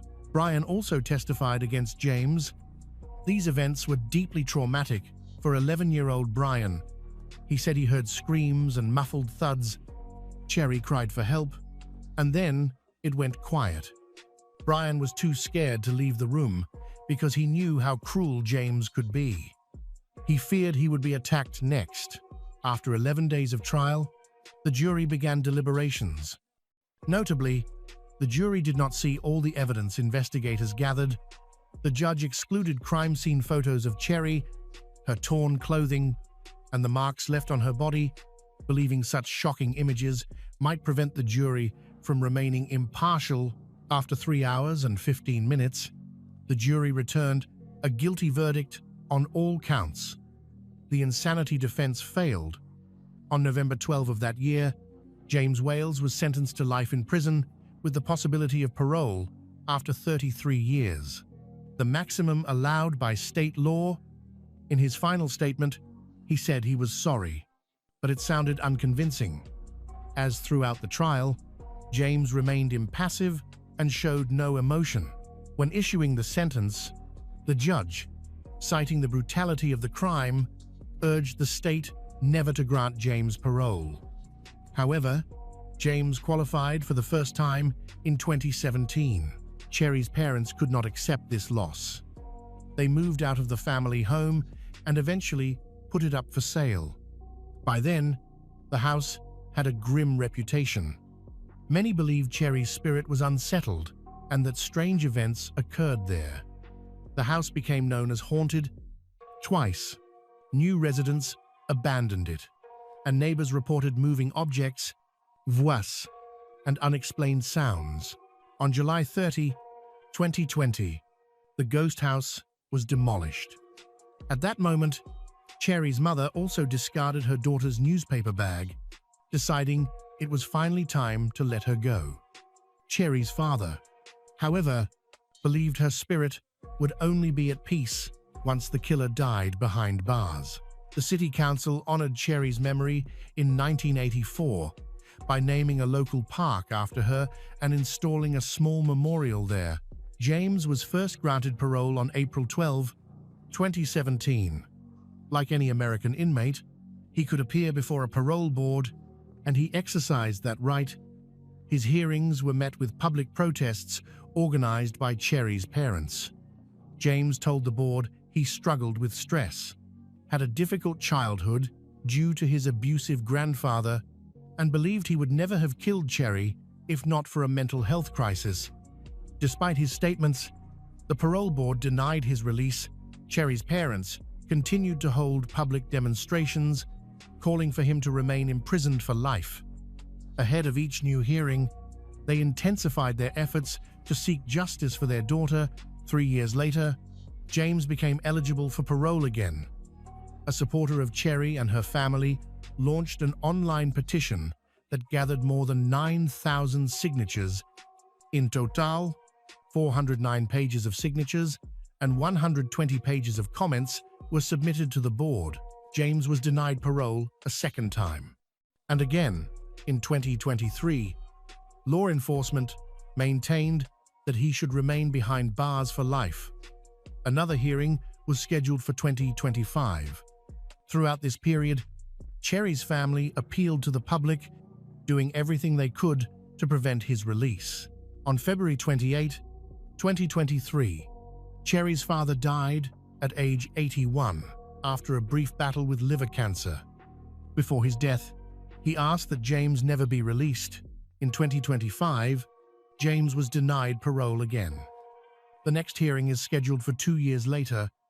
Cherry's mother and others fear that in 2027, the board may consider releasing James, in part because of the terminal illness he has suffered from for years. Although the family's leading advocate, Cherry's father, has passed away, his cause continues online and in person. Many supporters, including Cherry's mother, remain determined to ensure that James is never released from prison. The candle had barely burned when the wax had already left its mark on cold skin. Beside the bed, 2 knives were still stained with blood.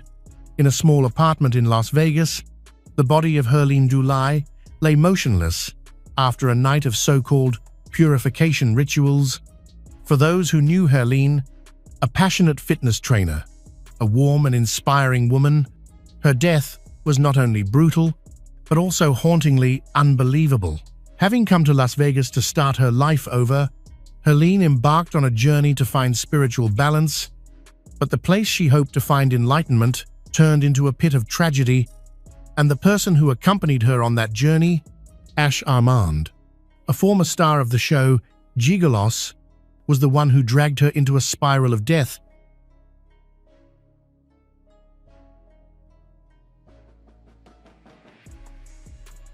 Herline Dulai was born in 1991 in Philadelphia, Pennsylvania. She grew up in a close-knit family, surrounded by supportive parents and siblings. Naturally outgoing and warm, she easily connected with people. Friends and colleagues admired her for her empathy, encouragement, and ability to inspire positivity in others. From childhood, Herline was curious and eager to explore many interests, but her deepest passion was science and health. She pursued biology in college, envisioning a career in medicine or research. Yet, after graduating, she realized that life behind a desk or in a lab was not the future she wanted. That realization pushed her to make a bold change, relocating to Las Vegas, a city known for its energy, opportunity, and relentless pace. For Herline, Vegas was more than just a move. It was a reinvention. Shortly after arriving, she immersed herself in fitness. Within months, she had transformed not only her body, but also her confidence. That personal journey sparked a calling. She became a certified personal trainer, determined to help others unlock their potential. Her career flourished quickly. Clients valued her encouragement, guidance, and unwavering support. To them, she wasn't just designing workouts. She was a motivator, a confidante, and a partner in transformation. Colleagues admired her energy, her optimism, and her unique ability to find common ground with anyone she met. But beneath the bright surface, Herline wrestled with deeper questions. After the move, she often pondered life's purpose, searching for meaning beyond her daily routines. This led her to explore spiritual practices and alternative healing. She became fascinated by meditation, energy work, philosophical ideas about inner balance, and higher states of awareness. The more she delved into these realms, the more drawn she became to the notion of transcending ordinary reality. Through this new path, she found herself in a different social circle. Among those she met was a man who shared her hunger for deeper knowledge.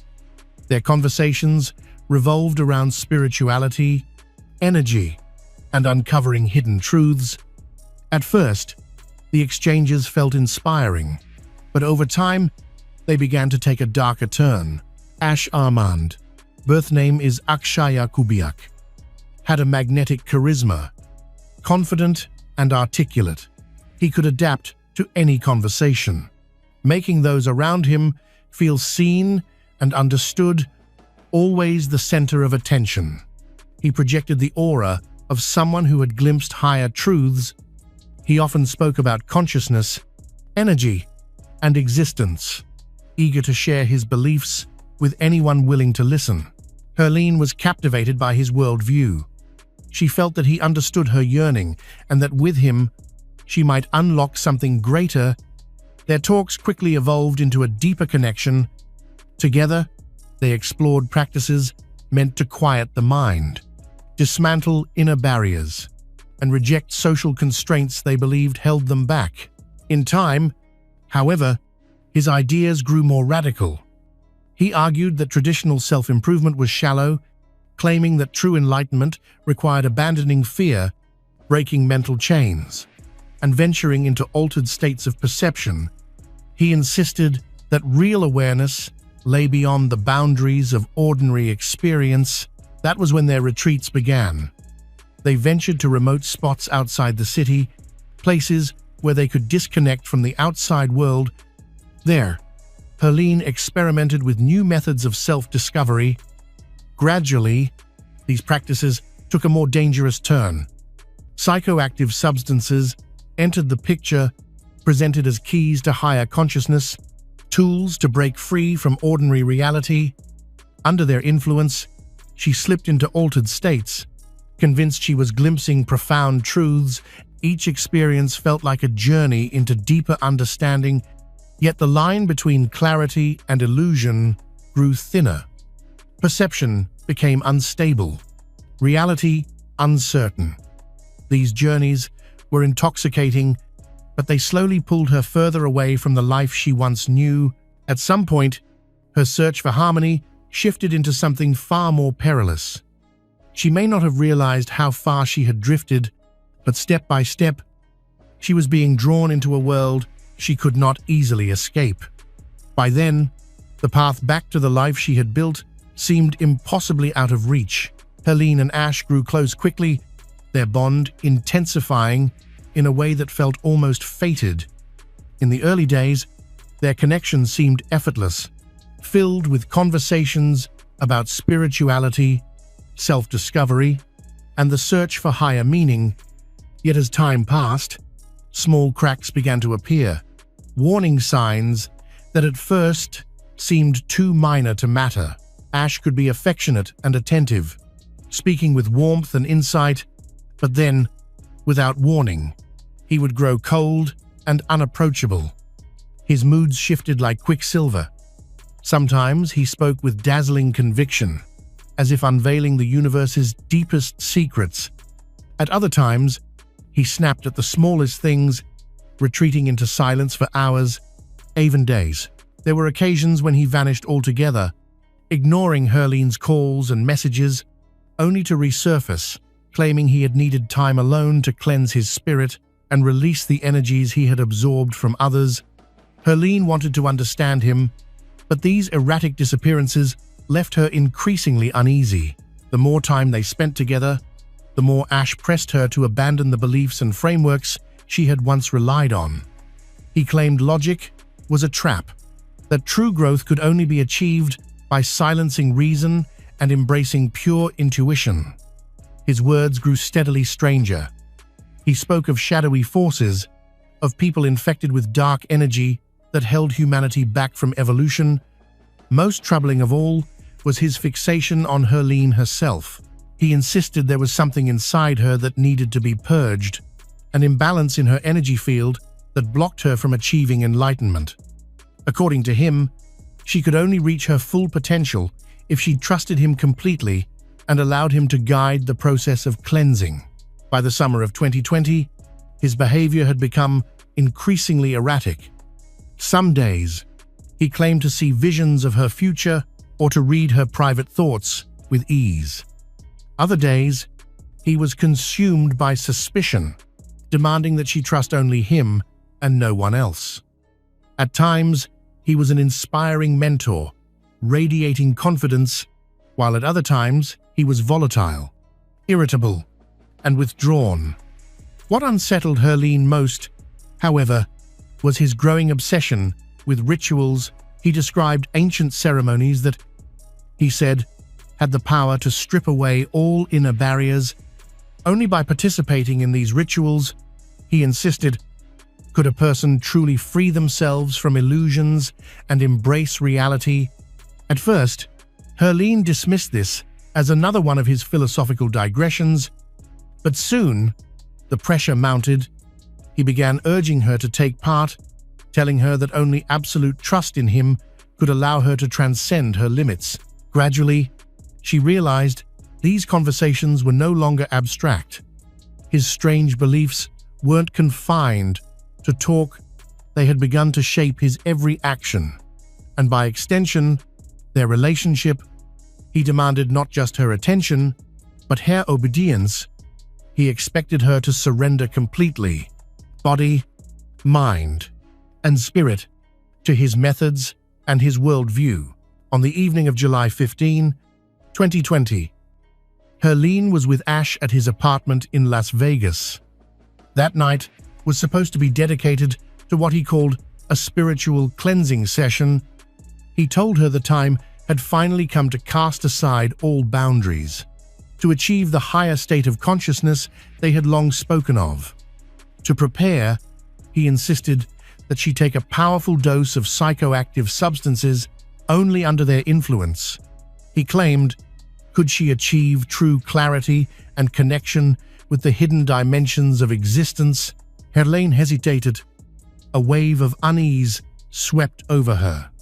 Every instinct told her to refuse, but Ash's pressure was relentless. Against her better judgment, she gave in. This was not the first time she had experimented under his guidance, but there was something different about this night. The dose was larger, more dangerous, more extreme. Within minutes, the effects overtook her. The world began to unravel. Objects blurred and dissolved into shifting shapes, sounds grew distorted, vibrating with unnatural intensity. Her perception collapsed into chaos as the drug surged through her body. Ash, by contrast, seemed exhilarated. His words tumbled out in a frantic, rapid stream.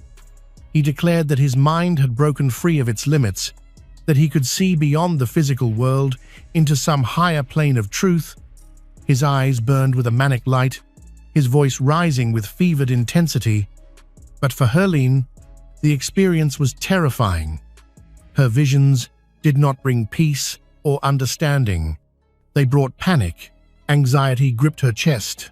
Her body trembled, and her mind spun into a vortex of fear. She tried desperately to ground herself, to fight her way back to stability. But her body would not obey. The night that began as a promise of enlightenment was descending into something darker, something from which there would be no return. Ash's behavior grew more unstable with each passing hour. At one point, he turned to Herline with a piercing gaze, his voice low but edged with menace. He said he sensed something unnatural about her, insisting that she was engulfed in dark energy that needed to be cleansed.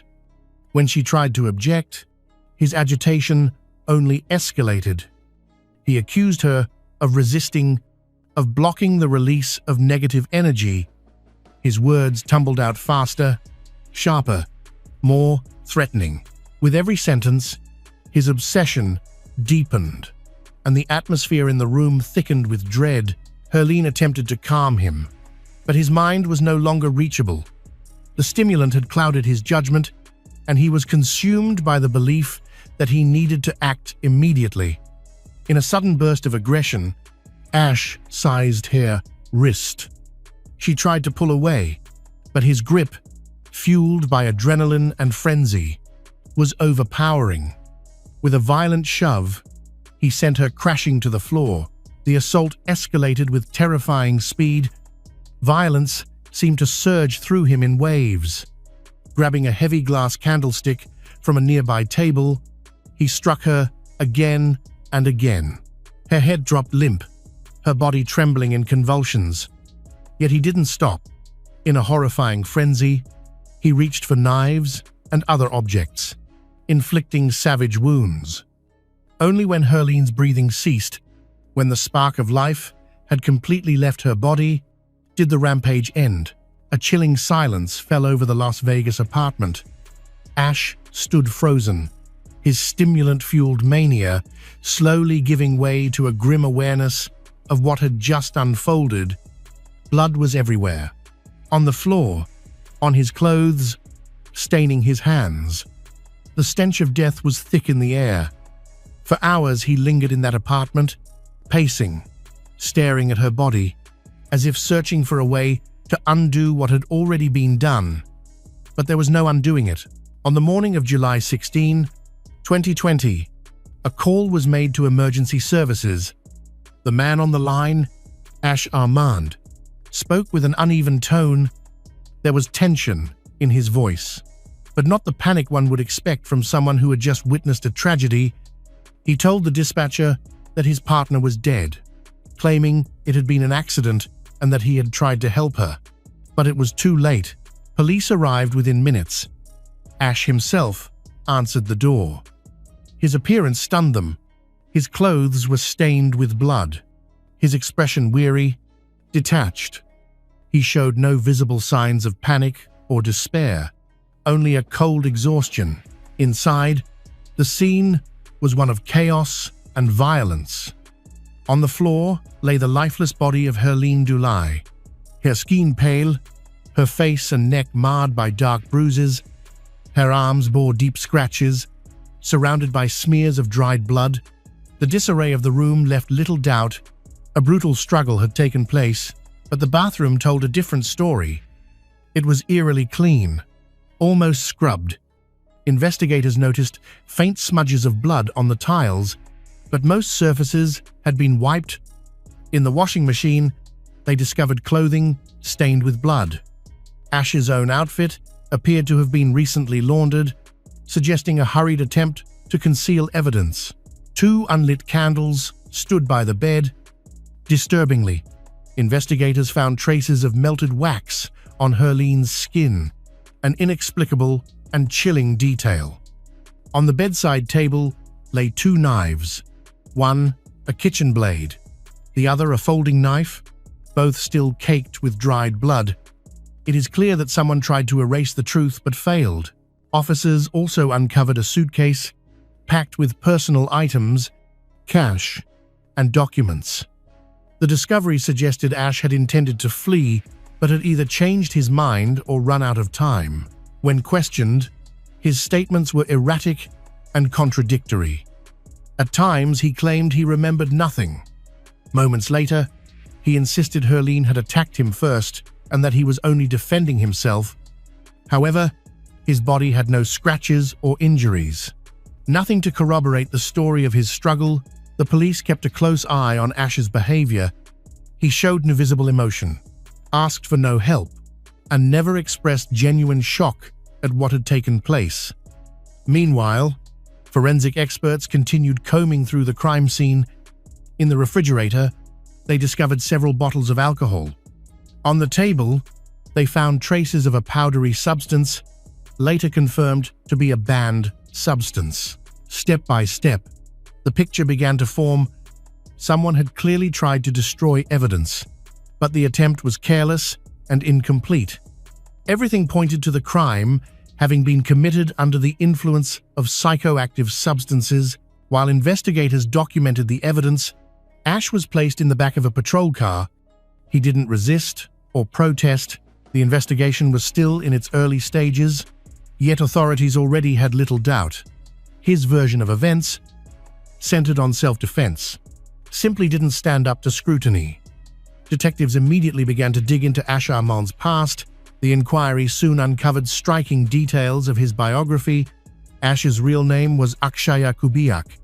He was born in 1981 in India and spent his early years moving between Japan and the United States. From a young age, his parents introduced him to meditation, alternative medicine, and spiritual practices. As a teenager, he immersed himself in Eastern philosophy, became fascinated with esoteric teachings, trained in massage and energy healing techniques. The turning point in his life came in 2011, when he caught the attention of Gareth James, the owner of a luxury escort agency. Ash's striking looks and confident demeanor made him a natural fit for the world of high-end companionship. This led him to Las Vegas, where he was quickly swept into a lifestyle of wealthy clients, lavish parties, and easy money. By 2012, he was invited to join the reality TV show Gigolos, which gave him both national exposure and financial success. But with fame came pressure, the constant public attention, rivalry among castmates, and the demands of the escort industry began to weigh heavily on him. To maintain his image as a desirable, larger-than-life figure, Ash turned to steroids to enhance his physique. Eventually, he escalated to harder substances. His dependence on external validation soon mixed with a growing addiction to banned substance. As the years went by, his behavior grew increasingly unstable. He was involved in bar fights, had several altercations in Las Vegas nightclubs, and was arrested for driving under the influence. When Gigolos ended in 2016, his popularity faded rapidly.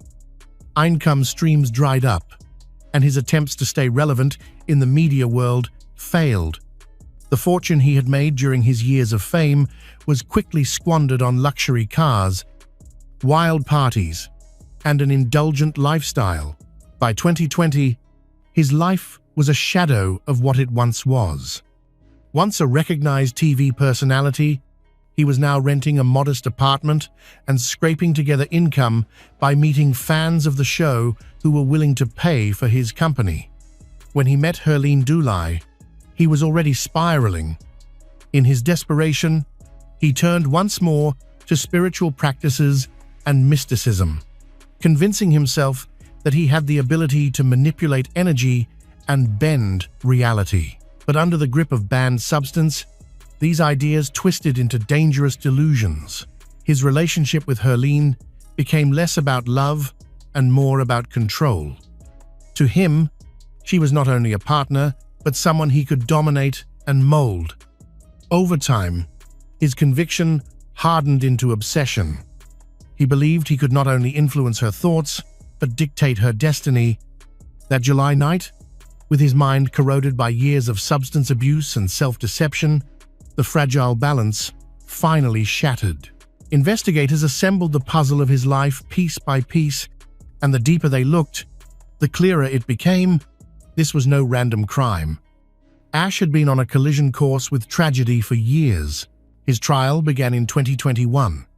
Prosecutors charged Ash Armand with murder, arguing that Herline Dulai was the victim of a savage, deliberate attack, and that self-defense was incompatible with the evidence. The defense, in turn, leaned on claims of temporary insanity. Ash's lawyers argued that he had lost control of his actions due to banned substance and an emotional breakdown, insisting that he never intended to kill her. In court, Ash himself maintained that he loved Herline and would never have deliberately harmed her. Public reaction was sharply divided. Many, upon learning the disturbing details of the case, condemned the sheer brutality of the crime and demanded the harshest punishment possible. Yet, a portion of Ash's fans from the Gigolos reality show continued to stand by him. They insisted he was a victim of circumstance rather than a cold-blooded killer.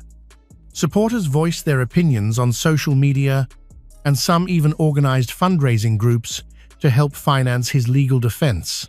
Herline's family, meanwhile, fought relentlessly for justice.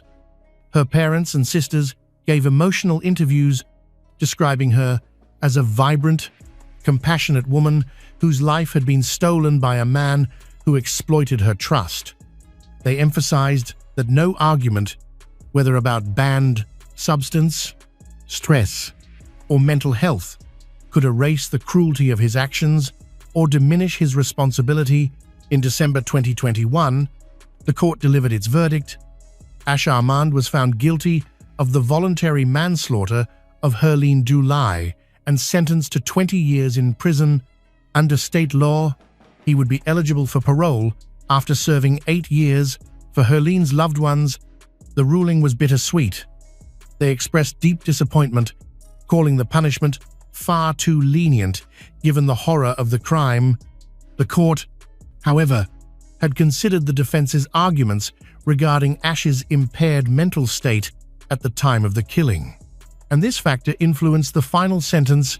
According to the judgment, Ash will remain incarcerated until 2041, although he could potentially be released as early as 2029 if granted parole. Whether or not parole will ever be approved remains uncertain, a question that continues to haunt Herline's family. One spring afternoon in 2003, Jacobs was taking a leisurely stroll through the woods behind his house when he spotted something pale among the leaves. It looked like a bone, nothing unusual for the dense forest, but when he nudged it with his foot, the soil shifted, uncovering more.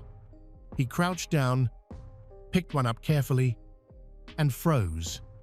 Within minutes, his peaceful woods turned into a crime scene.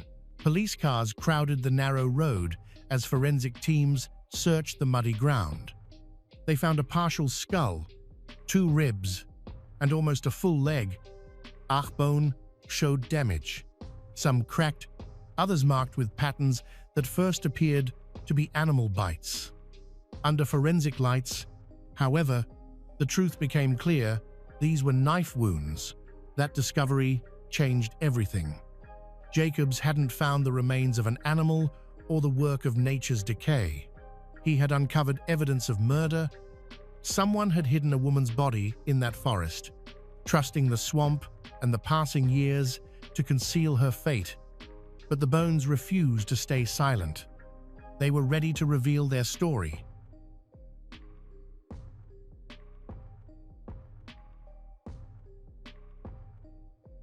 One spring afternoon in 2003, a man named Jacobs was walking in the woods behind his house.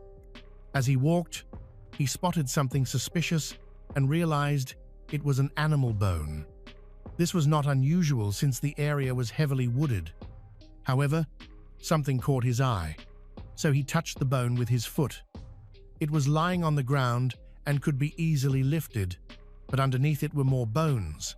When Jacobs pulled up a few of the bones, he realized that the limbs were not animal, but human. Shocked, he immediately contacted the police. Law enforcement arrived quickly, along with forensic specialists, who collected additional remains from the area. They recovered a partial skull, 2 ribs, and nearly a full leg. Bite marks on the bones suggested the remains had been there for some time. The police secured the area and requested more assistance, as the marshy terrain made excavation difficult. Recovering the full skeleton and understanding what happened would prove challenging, since local authorities lacked the necessary expertise. Anthropologist Dr. Albert Nador from the nearby university offered his help. With his student team, he carefully searched the entire site. Their thorough work paid off. They discovered about 160 bones, roughly 80% of a complete human skeleton. The skull revealed the remains belonged to a woman of European ancestry. Based on the level of decomposition, experts estimated that the remains had been there for about a year and a half. Most soft tissue was gone, leaving only dry, weathered bones. The team found numerous marks on the bones that initially resembled animal bites, but forensic experts suspected otherwise. Laboratory tests confirmed the marks were made with a sharp cutting tool, such as a knife, and all were consistent with the same weapon. This indicated the woman was murdered. Further examination revealed broken facial bones, a fractured nose, and several damaged ribs. She had been stabbed multiple times in the abdomen, face, and neck, with at least 10 distinct knife wounds identified. Because of the skeleton's incomplete condition, the numbers may not have been exact, but they clearly showed the violence of the attack. Investigators concluded that the killer acted with extreme anger or hatred, suggesting either a personal connection to the victim or severe emotional instability. Identifying the woman became the main goal of the investigation. But there were few clues. No clothing or belongings were found near the remains. Authorities believed the killer had removed them to prevent identification. The advanced decay also complicated forensic analysis. Investigators reviewed all reports of missing women from the past 18 months. After screening, they compiled a list of about 100 people with suitable characteristics, but the specific identity of the victim was still unknown. DNA testing of the victim was required. Only this method could achieve the highest accuracy. However, extracting a sample of preserved tissue from the bones proved to be very difficult. Unfortunately, conventional methods failed. The body had decomposed severely after spending time in the swamp. Investigators sought help from an anthropologist, hoping to learn at least some physical details about the victim. Albert, the expert, was able to estimate her height, weight, and approximate age by measuring her femur and applying statistical calculations. He concluded that she was of average build and short stature. With this information, detectives compared her characteristics with those on the missing persons list. The process took considerable time. While the lab was struggling to get a DNA profile of the victim, they were able to narrow down the list of possible matches to women who had disappeared in North Carolina. The search radius was about 50 miles. Among them, Scarlett Wood appeared to be the most likely match. Scarlett, a 31-year-old unmarried woman, lived with her mother in the late 1990s. Her mother, Gloria Wood, had liver cancer, so she was always by her mother's side, taking care of her. When detectives met Gloria, she was still alive, but in poor health. Gloria told them that one evening in January 2002, Scarlett went out to a party with friends. She had promised to return around midnight, but never came back. Despite her illness and limited financial means, the mother did everything she could to search for her daughter, even reaching out to the media. Though without success, police had also invested significant time and resources searching for Scarlett, but they found no leads. Gloria now fears she may die without ever knowing her daughter's fate. Investigators asked for Scarlett's dental records, photos, or any personal items that could help identify her if remains were found. They hoped to obtain something suitable for DNA testing, but none of the items left behind were useful. The remains also lacked dental images, making comparisons with dental records useless. Forensic experts said the bones had become brittle from prolonged exposure to sunlight, making conventional DNA analysis impossible. They would need to find a lab with advanced technology or experimental techniques. This delay further postponed the formal identification of the remains. Scarlett is believed to be the closest match to the remains found. However, definitive evidence was needed to make a formal forensic determination. They sought advice from anthropologist Albert, who proposed using photo or video superimposition techniques. The plan was to overlay photographs of Scarlett provided by her mother onto digital images of the skull. Though the result wouldn't produce a realistic image, an experienced anthropologist could compare anatomical points to identify similarities or inconsistencies. It was a rudimentary method, but it could help eliminate false leads. However, the University of North Carolina lacked the necessary software and tools for such forensic imaging. Albert contacted a colleague who recommended a specialized program designed for anthropological and forensic work, similar to image editing software, but with more precise capabilities. This analysis revealed numerous matches between the skull's structure and Scarlett's photos. Although still insufficient for official identification, it strengthened investigators' confidence that they were on the right path. Detectives were increasingly certain the bones belonged to Scarlett. They shifted their focus beyond identification, investigating her social circle and interviewing her relatives and friends. The first solid lead came from her mother, who mentioned that she rented out a small guest house on her property to two young men. The men, both in their mid to late 20s, were checked against police records. Neither had a history of violence, but one had been charged with banned substance trafficking, and the other was a suspect in several burglary cases. When police met with Gloria, she said the two tenants had left about a year and a half ago, and she had no idea where they were. This coincided with the time of Scarlett's disappearance, which made the police even more suspicious. Gloria allowed them to search the guest house where the two had been staying. By chance, the guest house was empty. Inside, they discovered belongings that did not belong to the Wood family. Investigators believed the tenants had left suddenly, abandoning some of their possessions. One of the men was soon tracked down in a suburb of North Carolina, about 45 kilometers from the city. When questioned, the man immediately denied involvement in Scarlett's disappearance. He admitted to knowing her, but only as a landlord and tenant. He said the same about the second renter and explained that he moved out hastily due to financial difficulties. He also said he avoided the police because of previous legal troubles. A financial review confirmed he had been unable to keep paying rent. He maintained his innocence in Scarlett's death, but detectives were puzzled by how certain he seemed that she was dead. When asked, he explained that he had known the Wood family for years and believed that if someone as responsible as Scarlett had been gone this long without returning to care for her ailing mother, she must be dead. His explanation, however, sounded unconvincing and only increased investigators' suspicions.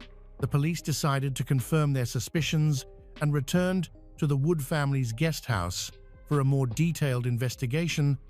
They sprayed luminol across the entire house, but found no traces of old blood, not even microscopic ones. This confirms that the attack on Scarlett did not take place there. After that, They discovered that the second lodger in the Woods family guest house had died shortly before the body was found. Further investigation revealed that he was likely not involved in Scarlett's disappearance. The police then turned their attention to Scarlett's close circle, her friends, her acquaintances, and her co-workers.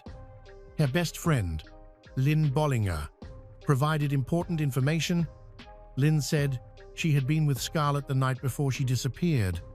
They had gone to a party hosted by a mutual acquaintance, which took place every Friday night. The organizer had rented a hotel room instead of their own home to host the party and stayed overnight. According to Lynn, several men and women came and went throughout the night. Around 5 people in total, all familiar faces from their neighborhood or social circle. Lynn said that she didn't notice anything unusual, except that a friend of the host repeatedly tried to flirt with Scarlett. That person was John Wayne Boyer. Around 2 o'clock a.m., Lynn, feeling exhausted, left for home, while Scarlett chose to stay. By that time, most of the guests had also gone, leaving only the host, Scarlett, and John Boyer, a 40-year-old truck driver, had a modest and unstable career. He was known to drink heavily, enjoy parties, and avoid forming close friendships. Since he no longer lived in the area, investigators had to locate him for questioning. They discovered that he had already been questioned about a year and a half earlier, when Scarlett's mother first reported her missing. At that time, he denied any involvement and provided no useful information. Now, when police found him living in a nearby suburb, he again denied any connection to Scarlett's death. However, detectives noticed he spoke about her in the past tense. Even though he had not been informed about the discovery of a skeleton, this raised strong suspicions. John admitted knowing Scarlett, spending time with her, and flirting with her at parties before she vanished. He explained that they met while Scarlett was babysitting for his ex-girlfriend's children. John attended the party because he was a close friend of the organizer. After a tiring day at work, he planned to stay overnight because he was too tired. When Scarlett was about to leave, she asked him for a ride home. John refused, saying he was going to bed, so she decided to walk home alone. This detail makes the story suspicious. According to John, Scarlett left on foot at 3 o'clock a.m. In January, even though the temperature was below -10 degrees Celsius and the journey was about 10 kilometers. Detectives said that it was almost impossible. Given the circumstances, John seemed like a likely suspect, but there was no evidence against him. Investigators began interviewing people close to him. A background check revealed that John and Scarlett were not close. Scarlett had once babysat his ex-wife's children years earlier, but they probably had little contact after that. Their age difference also made a friendship unlikely. Despite John's claim, John's ex-wife said that the first time they met, John looked at Scarlett with a puzzled look, to the point that she refused to let Scarlett continue working as a nanny out of jealousy. Scarlett's relatives and friends all had a bad impression of John. He was an alcoholic, used illegal substances, had been unemployed for a long time, and often behaved aggressively. Several witnesses said he had harassed women before and faced prosecution for it. A friend of Scarlett's remembered that John had expressed interest in her, which made her feel scared. After questioning John, detectives decided to check his story, but released him because there was no solid evidence. They asked witnesses which hotel room hosted the party and examined it using luminol. However, the rooms had been recently renovated, and no traces of blood or evidence were found. The hotel had a new owner, and there were no useful witnesses. Investigators then obtained a warrant to search John's car, but found nothing suspicious there either. Although he was still the main suspect, the victim's identity was not confirmed with certainty. DNA testing proved difficult. Nearly a year later, the samples were sent to a private lab in Pennsylvania, which had more advanced technology. The lab owner suggested extracting the pulp from the victim's tooth to get DNA. and they were eventually successful. Detectives then needed Scarlett's DNA for comparison. Fortunately, they found a sample from a medical test she had undergone before her death. The DNA profiles were an exact match. It was finally confirmed that the remains belonged to Scarlett Wood. The investigation refocused on John Wayne Boyer. He had been the last person seen with Scarlett and had shown an interest in her. By then, he had moved to Augusta, Georgia. Just days after police first questioned him, when investigators met with him again, he appeared nervous and agitated, but still denied involvement in Scarlett's disappearance or murder. However, his story began to change. Initially, he claimed Scarlett planned to walk home in the freezing cold, but he later said he might have misunderstood her, as everyone had been drinking. He then added that Scarlett had decided to stay overnight in the same room and planned to drive home with him the next morning. John claims that he and Scarlett tried to get close, but were unable to do so. Scarlett then taunted and insulted him, leaving him feeling hurt and angry. Despite changing some parts of his testimony, he continued to maintain his innocence and that he had never touched Scarlett. After hours of questioning, John finally confessed. He said an argument had turned into a fight, during which he pushed Scarlett, causing her to fall and hit her head on a coffee table. She then collapsed, stopped moving, and didn't respond to him. Although some details didn't fully match the known facts, this was considered a significant breakthrough because John admitted involvement in Scarlett's death. Detectives concluded he now had a motive for murder. They believed he had tried to seduce her, was rejected, and reacted violently. However, the extent of Scarlett's injuries, including multiple fractures to her ribs, nose, and face, didn't align with a single accidental fall. Additionally, John never mentioned a knife. Even though Scarlett's body showed numerous stab wounds, he insisted it had been an accident. Realizing she was dead and fearing imprisonment, he decided not to go to the police. Instead, John tried to hide the body. He first took it to an abandoned industrial site, but later moved it to a swampy, wooded area where it was discovered a year and a half later. Despite various interrogation tactics, John stuck to his version of events. Investigators believe the killing was violent and may have been motivated by abuse or even premeditated murder. Scarlett had been stabbed many times and brutally beaten. John argued that he had inflicted the injuries after she was dead, while trying to conceal the body, but this explanation did not fit the evidence. John denied the allegation of abuse, and since the body was severely decomposed, proving this was impossible, the skeletal state of the body prompted his defense attorney to use it as a mitigating factor. Realizing the risks, the prosecutor offered a plea deal, which John accepted. In April 2007, John pleaded guilty to second-degree murder. The verdict brought the case to a swift end and eased the pain for Scarlett's mother, Gloria, who had been following the case from the beginning. John was sentenced to 12 years in prison, a relief to the Wood family. Though they still didn't have the full truth about Scarlett's death, John never revealed the truth. Even after his conviction, he kept his secret. During his incarceration, handwriting analyses and reviews of unsolved local cases suggested possible links to other murders. One such case was the 2006 death of 26-year-old Rose Marie Millette, who had disappeared a year before Scarlett. Her body was later found in a deserted area, showing signs of abuse and multiple stab wounds. Similar to Scarlett's case, when asked about Rose's death, John admitted he met her once as an escort, but denied any involvement in the murder. He refused to cooperate further and demanded legal representation. Though his release was initially scheduled for July 2015, new legal actions on separate charges kept him imprisoned. In 2016, more hearings were held concerning his crimes. Eventually, DNA evidence linked John to another murder, that of Jennifer Smith, who was killed in Tennessee in 2005.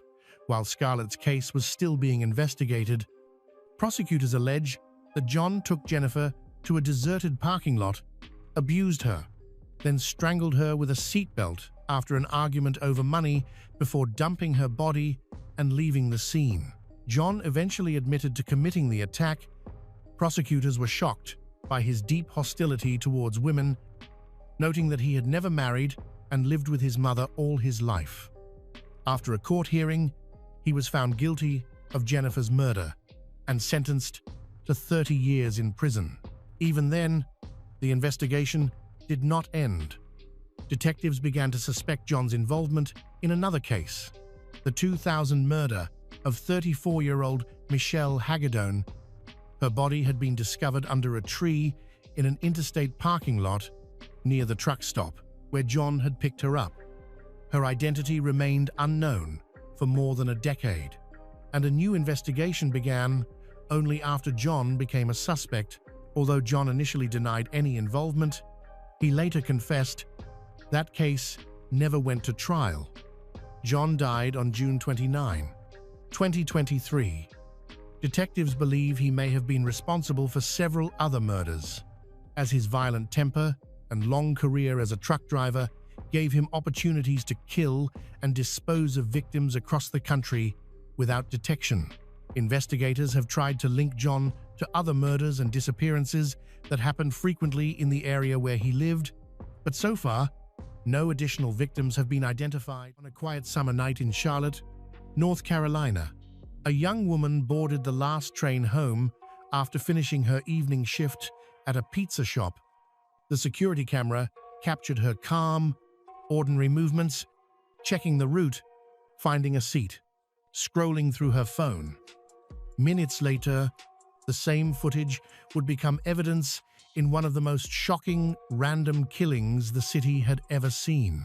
Her name was Irina Zarutska, a 23-year-old refugee from Kyiv who had survived war, displacement, and the uncertainty of starting over in a foreign land, only to lose her life on a routine train ride.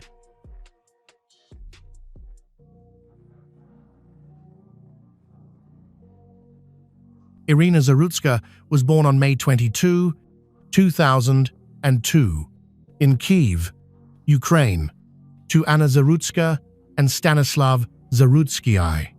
She grew up with an older sister, Valeria, and a younger brother, Bohdan. The Zarutsky household valued education, honesty, and respect for hard work. Her parents instilled in their children a sense of order and discipline. Schoolwork always came before leisure. Chores were shared, and effort was always rewarded. In high school, Irina discovered her passion for art. She enrolled in a vocational college where she studied painting, restoration, techniques for documenting cultural heritage. At the same time, she repaired clothes, made handmade bags to earn her own money. Her family supported her every step of the way. Her father helped her find an internship with a restorer. Her mother offered constant advice. Her siblings photographed her artwork for her portfolio. Education, financial transparency, and online safety were family priorities. Those years in Kyiv shaped Irina's character: diligent, persistent, detail-oriented, and able to combine creativity with practicality, traits that would later define her life. Dreams. But everything changed in February 2022. When Russia's full-scale invasion began, Kyiv came under heavy fire. Air raid sirens became the soundtrack of daily life. For a time, the family tried to keep some sense of normalcy, cooking, fetching supplies, helping neighbors, but soon, reality consumed them. Stanislav stayed behind to reinforce their apartment, while Anna and the children took shelter in cold, damp basements whenever the alarms sounded. Power outages, lost phone signals, fragments of grim news became their new routine. As missiles struck residential areas and stories of neighbors' deaths spread, the danger was impossible to ignore. Faced with that terrifying reality, the family made an agonizing decision to leave Ukraine. It meant abandoning their home, but survival, especially for the children, had to come first. Anna took charge of finding a safe route. She contacted relatives abroad, researched visa and asylum procedures, and compared options: Poland, Germany, or the Czech Republic. In the end, they chose the United States, where friends had offered to help them resettle. The departure was meticulously planned. Irina packed her art projects, sketchbooks, a few sculpting tools she couldn't part with. Valeria gathered the family's documents and medical records, while Bohdan was allowed to bring a few books and his favorite toys. Stanislav, who decided to remain in Ukraine to protect their home, helped organize everything from afar. Watching his family leave without him was devastating, but he believed it was his duty to stay. Crossing the border marked the beginning of a new life. The family completed the necessary paperwork, underwent interviews, and started the long process of securing refugee status. By summer 2022, Irina and her family arrived in Charlotte, North Carolina. There, they received temporary housing and support from local organizations while awaiting the outcome of their asylum application. Life in America was full of challenges: language barriers, financial struggles, the difficulty of adapting to a new culture. Yet, Irina saw it as a new beginning. She believed that only through hard work and determination could she rebuild her life and find her place in this new world. The Zarutsky family stayed close. After arriving in America, Anna focused on keeping the household stable and helping her children adjust to their new environment. Valeria supported her mother, while Irina took the lead in adapting as quickly as possible, enrolling in English classes, searching for part-time work. Bohdan started school and slowly began picking up the language. Stanislav remained in Ukraine, keeping in touch through video calls, holding on to the hope that one day they would all be reunited. Life in Charlotte, North Carolina, greeted the Zarutsky family with a dose of harsh reality: endless paperwork, strict procedures, the immediate pressure to earn an income. The first months were consumed by legal formalities and the struggle to stay afloat. Irina chose the most practical path, studying and working at the same time.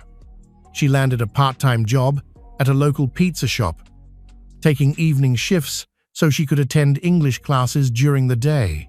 Her public transport became her lifeline. She mapped out commutes carefully, timing transfers and train intervals. At the pizza shop, Irina wore many hats. She took orders, assembled pizzas, packed deliveries, handled the register, kept the workspace spotless.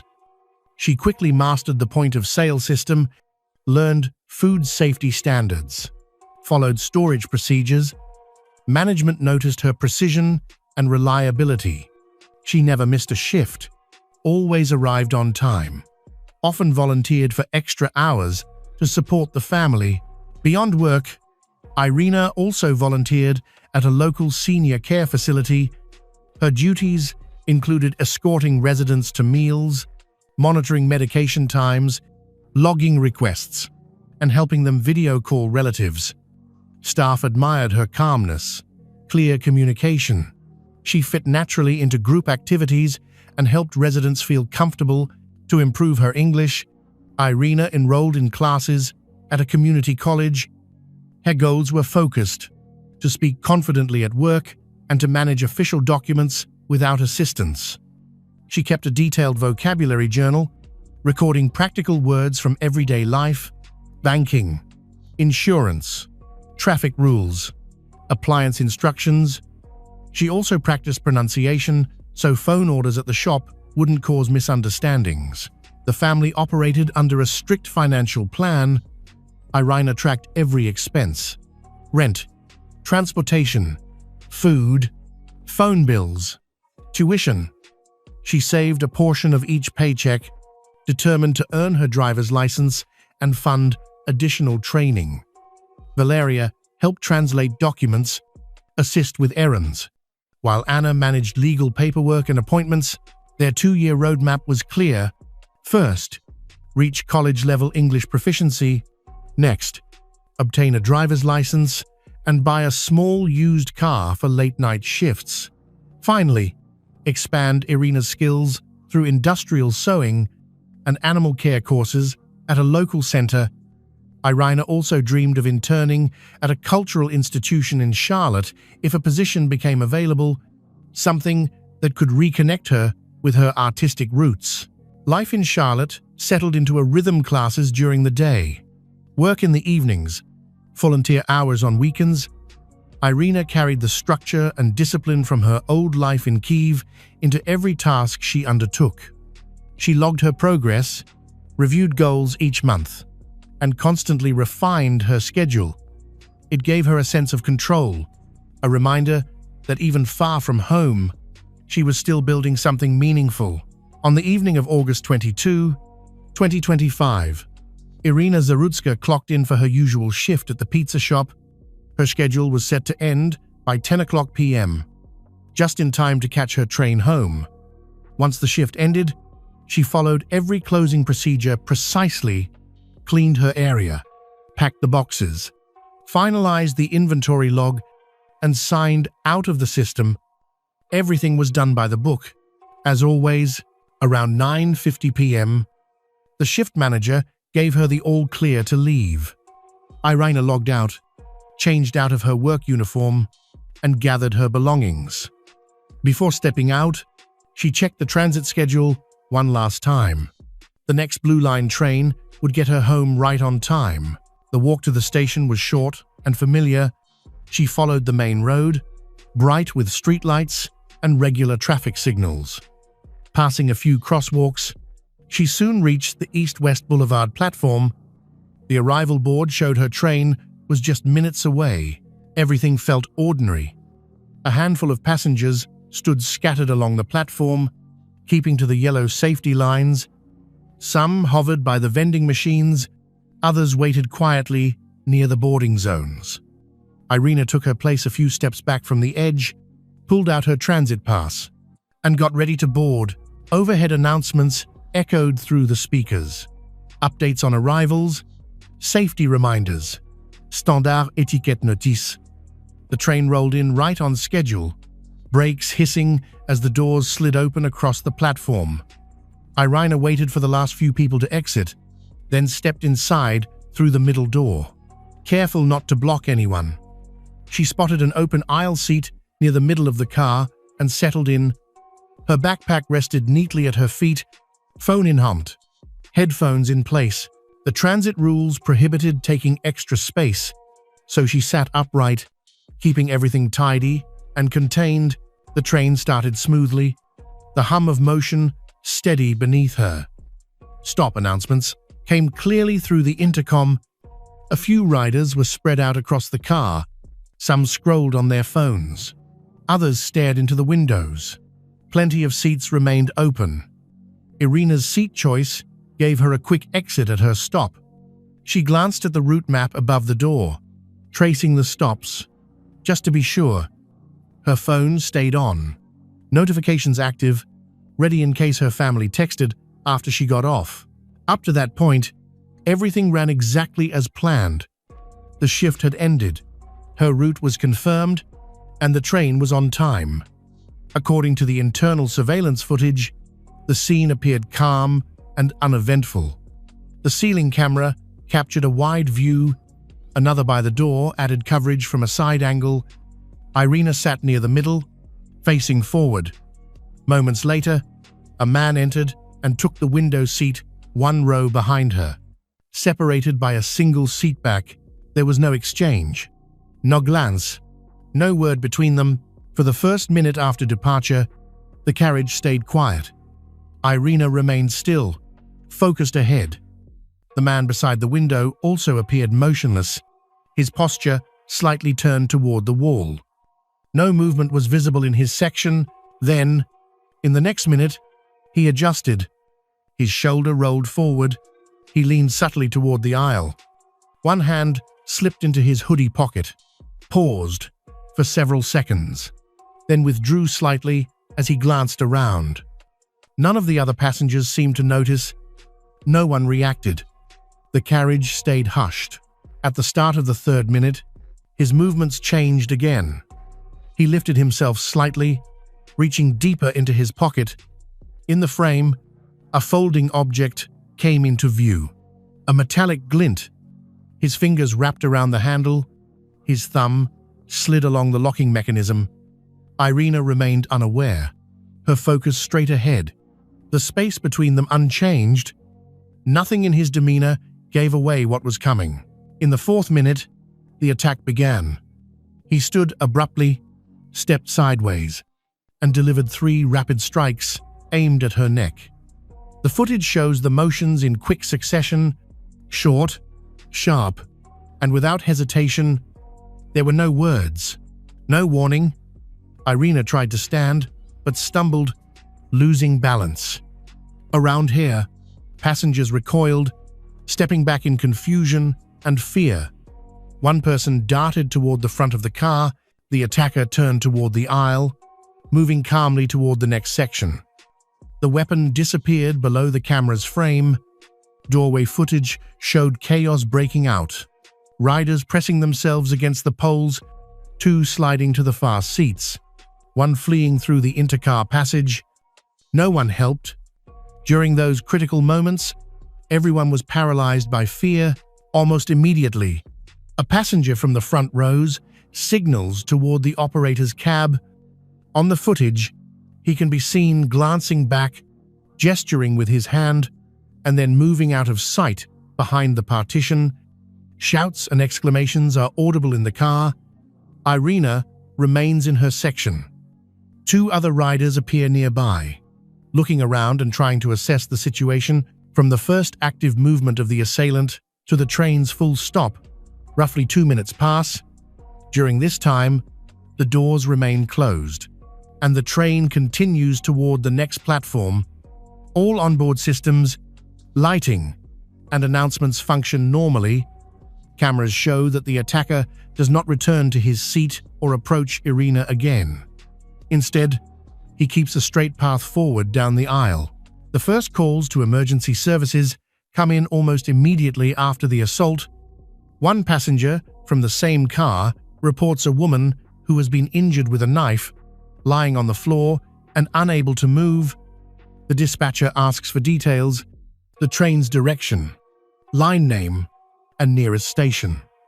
The caller doesn't know the exact car number, but describes landmarks inside and confirms the train is heading toward East-West Boulevard. That information is relayed instantly to a police patrol and a county medic team in Mecklenburg County. The call is classified as a trauma with bleeding, with a note about a possible armed suspect still on board. The dispatcher instructs the caller on basic first aid and warns them not to move the victim. A second call comes from a neighboring car.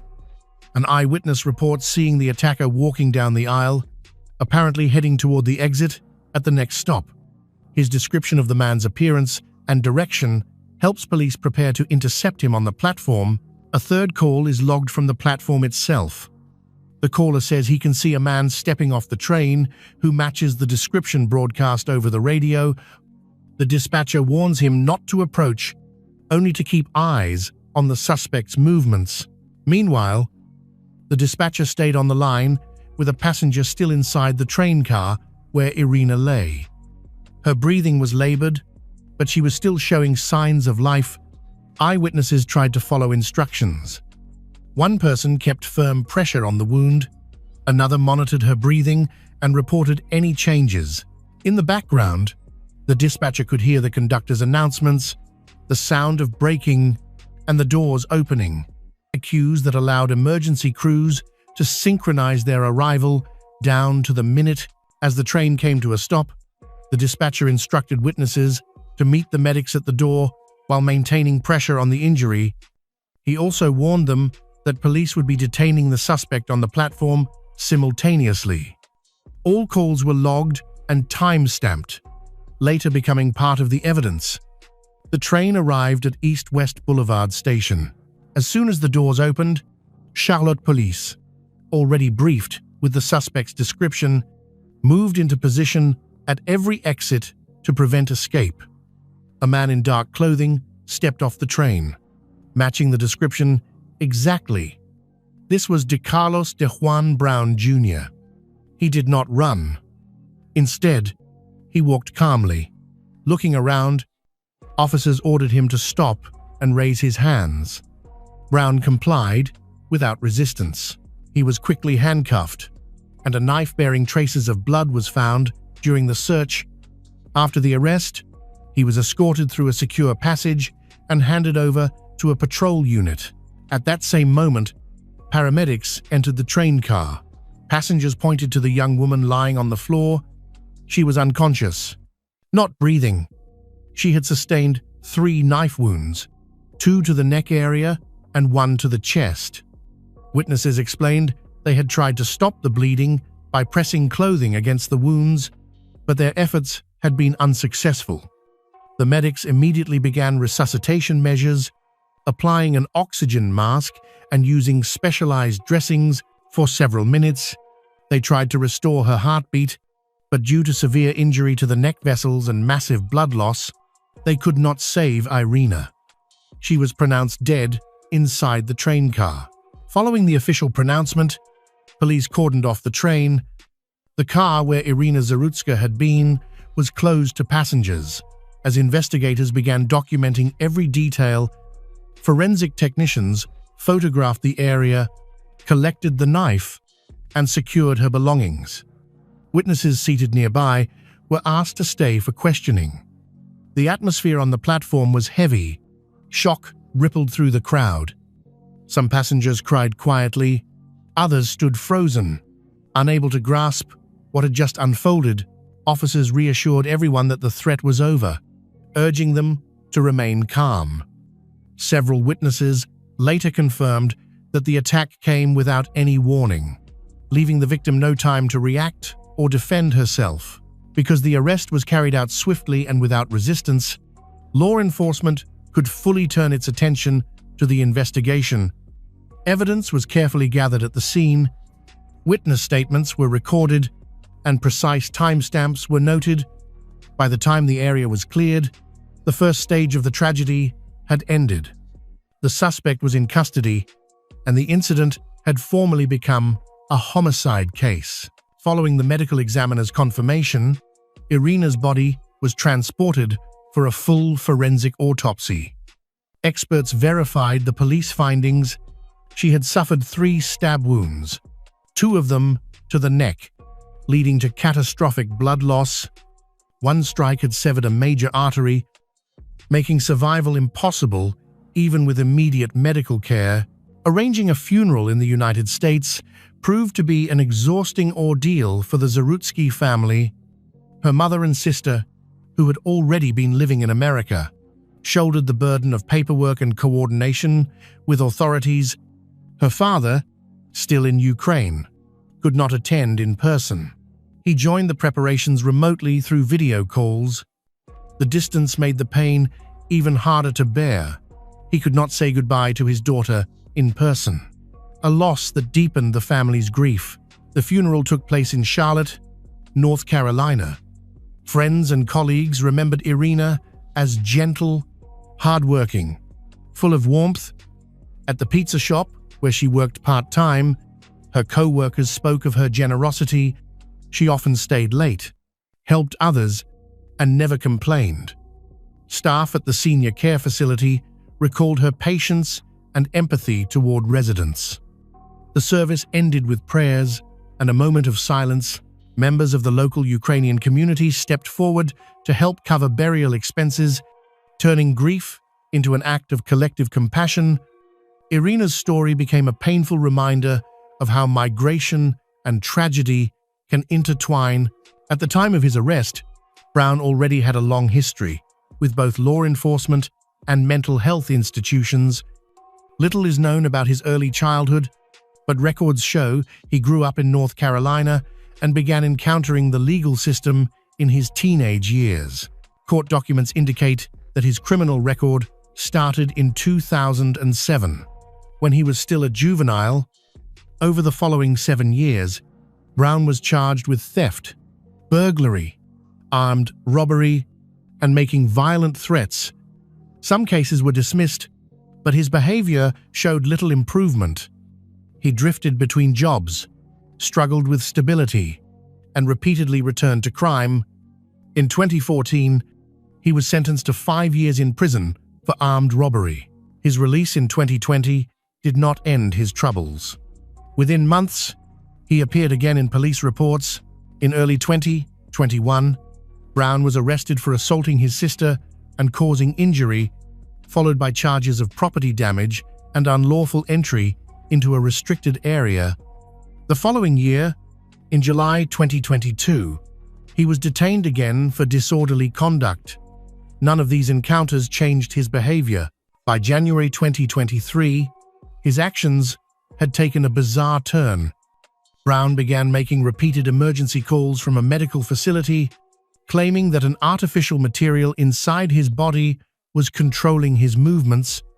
Authorities deemed the issue psychiatric rather than criminal, and advised him to seek medical care. After multiple calls, he was briefly detained for misuse of the emergency line, but released without bond on his own recognizance. Family medical records revealed a diagnosis of schizophrenia, first made in 2014. Brown's mother had repeatedly sought his involuntary hospitalization after a series of violent outbursts at home. Those stays typically lasted around 2 weeks, followed by brief supervision that quickly ended. In later years, he continued to suffer from delusions involving mind control and external manipulation. Because he never participated in consistent outpatient treatment, relapses became inevitable. Between 2014 and 2025, Brown failed to form stable social ties. His mother and sister eventually cut off all contact for their own safety. Cohabitation, impossible. Records suggest he spent long periods without permanent housing, alternating between shelters and short-term stays. Financial independence eluded him. He never maintained steady employment. At the beginning of 2025, during a court hearing for one of his minor offenses, a judge once again released him on his own recognizance.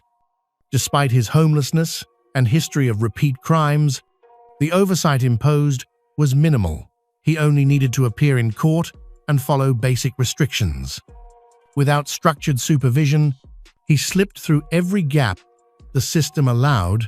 Federal prosecutors have now charged Brown with murder committed on public transit, a federal offense that permits the case to be tried at the national level and opens the door to the death penalty. Prosecutors have stated their intention to pursue the maximum sentence allowed by law. The state has also filed its own first-degree murder charge, but federal jurisdiction gives the U.S. Department of Justice direct authority to petition for capital punishment. The investigation determined that Brown and Irina had never met.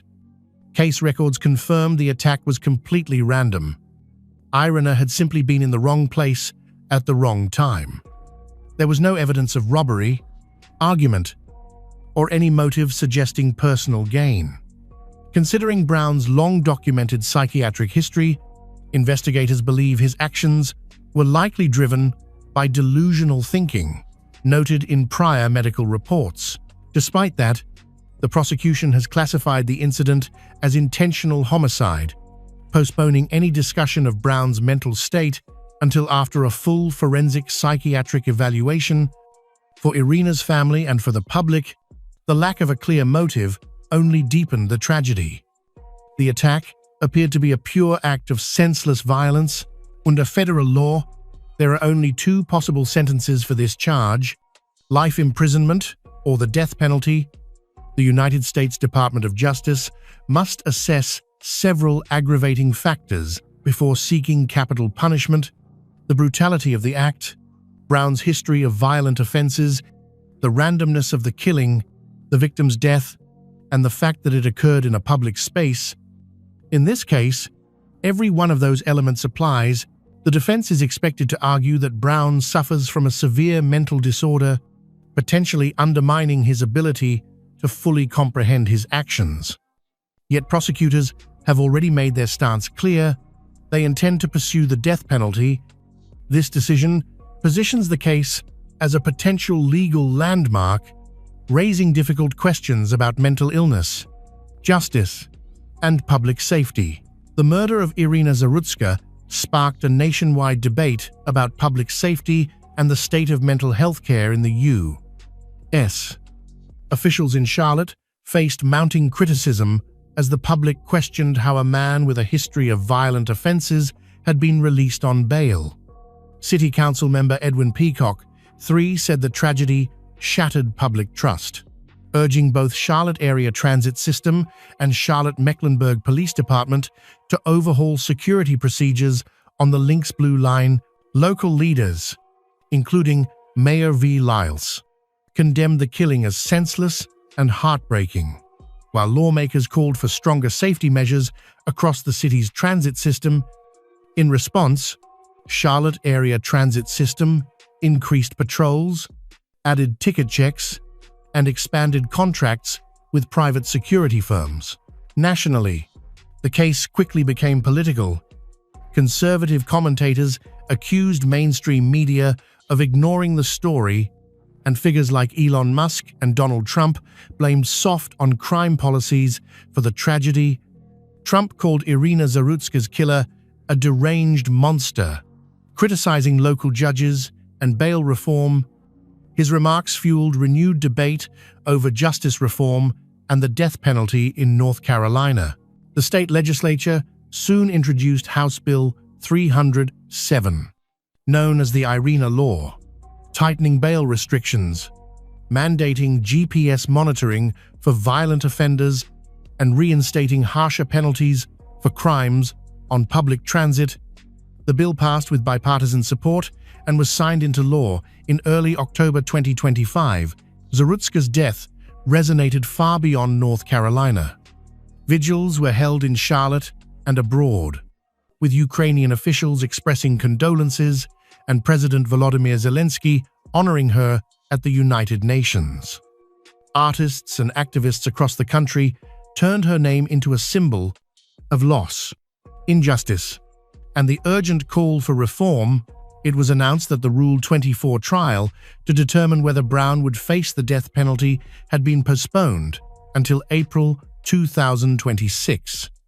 On October 22, Brown was indicted by a federal grand jury on charges of violence against a railroad company and a public transportation system. It was the life many dreamed of: a waterfront mansion in Jupiter, Florida, a decades-long marriage that had survived betrayals, and a seemingly unbreakable family.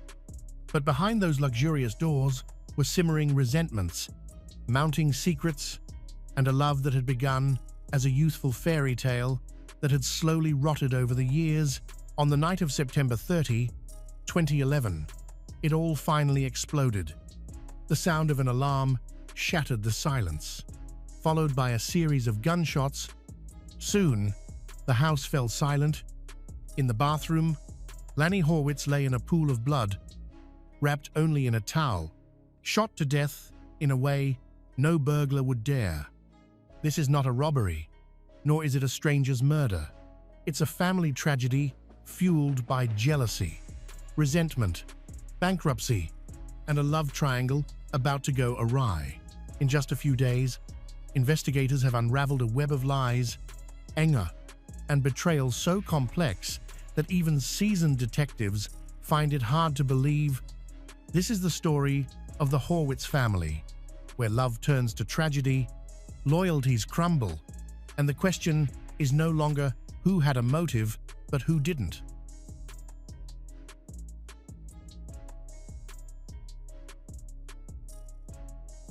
Lanny Horwitz was born in Buffalo, New York, and raised by a single parent.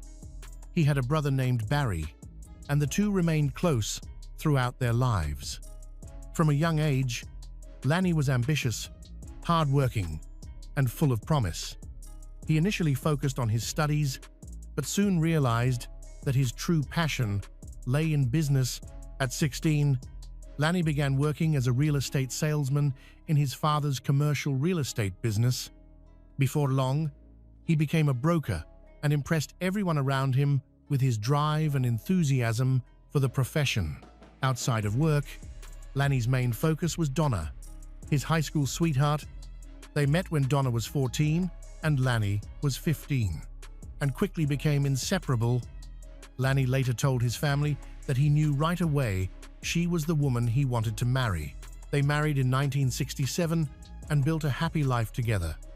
They settled in an affluent neighborhood in Admiral's Cove, Jupiter, Florida, a place so safe that violent crime was almost unheard of. Their success afforded them a luxurious lifestyle, with multiple homes, frequent travel, and financial security. Lanny accumulated great wealth through real estate, owning sailboats, airplanes, and a collection of cars. He was considered to be very good at managing his personal life and became a millionaire at a young age. Donna never needed to work, focusing instead on their home and family. The couple had one son, Radley, who later followed in his father's footsteps and entered the business world. They also had a granddaughter, to whom Lanny was deeply devoted. For decades, their family life seemed ideal. But after about 30 years of marriage, their relationship began to unravel. In May 2001, Donna and Lanny divorced, only to remarry a few months later in September. By the summer of 2002, they separated again. Their on and off relationship became widely known, resembling the ups and downs of a soap opera. Their first divorce stemmed from Donna feeling lonely and believing that her husband no longer cared for her. She sought new feelings and began an affair with a security guard in the house. When Lanny discovered the affair, he was furious. He fired the guard and immediately demanded a divorce. Although he later realized he still loved Donna, he was never able to forgive her completely. For 9 years after that, their relationship continued in fits and starts. Despite multiple attempts to move on, they kept returning to each other. In 2011, Donna moved back into the home in Admiral's Cove, as recorded in her diary. At that time, their son, Radley, was also having difficulties, so he moved back to live with his parents.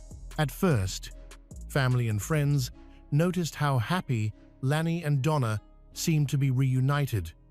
They spoke hopefully about starting fresh and rebuilding their family, but it soon became clear that Lanny's resentment had never faded. He often reminded Donna of her betrayal, and those around them realized that living with him had become increasingly difficult. On the night of September 30, 2011, Radley was sleeping in his bedroom at his parents' house in Jupiter, Florida, where the family lived after his parents decided to retire. That night, he awoke to the blaring sound of the home alarm and loud bangs that sounded like gunshots. Terrified and unsure of what was happening, Radley stayed in his room, afraid he might be the next victim of a possible intruder or murderer. Suddenly, he heard his mother, Donna, screaming his name. More gunshots followed, several in quick succession. Then, everything fell silent except for a few clicking sounds. Radley, familiar with guns, recognized that the shooter had run out of ammunition. Even then, he hesitated to leave his room. Uncertain about what was going on or whether it was safe, the air was eerily quiet, except for the sound of the alarm. After a moment of waiting, Radley left the room and walked down the hall to his parents' room at the end of the house. The bathroom light was on, and the door stood wide open. Inside, he saw his 66-year-old father, Lanny Horwitz, lying on the floor in a pool of blood. He wore only a towel, stained and spattered. It was clear, from one look, that his father could not be saved. He gasped once and then went still. Radley feared his mother had also been killed, but he found her alive, sobbing uncontrollably on the bedroom floor. Leaving her there, He rushed to the home's control panel to silence the alarm. By then, security guards from their gated community had arrived. They called 911, reiterating Donna's statement that Lanny had harmed himself without knowing the true situation. Police and emergency responders soon arrived. They found Radley and Donna together and then discovered Lanny's body. Next door was the guest house of Anita, who was away that night. The police were only able to speak to Radley and Donna. Donna said that Lanny had mentioned wanting to end his life earlier that evening. She said everyone had gone to bed before being awakened by the alarm and gunfire. Both she and Radley told police they believed an armed intruder had broken in. Inside the bathroom, officers found extensive blood splatter and a body so damaged it was difficult to tell how many times Lanny had been shot. However, evidence quickly suggested foul play. A bullet hole in the bathroom, glass and blood inside the shower stall indicate that Lanny was shot while showering, which is unlikely in the scenario that ended his life. It took 10 hours for the medical examiner to complete the examination. Lanny was shot 9 times, completely incapable of ending his life. The crime was brutal. The final bullet had been fired into his mouth, likely as an act of rage meant to silence him. Investigators determined that the attack began while Lanny was in the shower. After being struck, he apparently opened the shower door and collapsed, where he was shot again at close range. At the scene, Radley stayed composed and cooperated fully with police. Donna, however, withdrew after her initial story was challenged. At first, the police thought she was in shock, but later, her strange behavior made them suspicious. There were no signs of forced entry. The alarm company confirmed that the doors had not been opened or locked that night, indicating that no one had entered the house. Only Lanny, his wife Donna, and their 37-year-old son Radley were present. The security cameras offered no useful footage. Some were broken, and others did not record any intruders. Early on, investigators suspected that the alarm was triggered by noise inside the house. During the search, police found an extensive firearms collection, possibly too large. It included pistols, revolvers, shotguns, rifles, and various attachments. There were 26 guns and thousands of rounds of ammunition in total, all stored in military ammunition crates. Most were registered to Lanny and Radley. Lanny had collected guns for years, and Radley had a gun license and had shared his passion with his father since childhood. Investigators focused on 2 revolvers found in the master bedroom. Donna's gun, found in Lanny's possession, was a 5-round revolver, with 1 chamber empty. The second gun was on the dresser. Ballistics tests showed that both guns had fired 10 shots, 9 of which hit Lanny. A large number of ammunition rounds and shell casings were also found in the room. Initially, suspicion fell on Radley and Donna, but both were released while detectives continued to review the evidence. It took several days to collect and analyze everything, including the family's personal belongings. The evidence collected revealed that life in the house was far from peaceful. Donna's diary provided the clearest insight. Initially, she seems delighted when Lanny offers to move in with her. But note that this only happens after he asks to borrow $200,000 from her parents. His business was failing after a series of divorces, the recession, and poor financial decisions. In the 5 months after moving back, Donna's journal entries became increasingly dark and disturbing. She wrote that Lanny was getting into her head, describing constant tension and conflict. Shortly before the shooting, the name Francine Tice began appearing in her entries.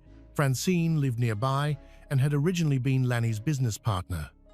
They were both distributing health food products, met at a conference, and started communicating more frequently.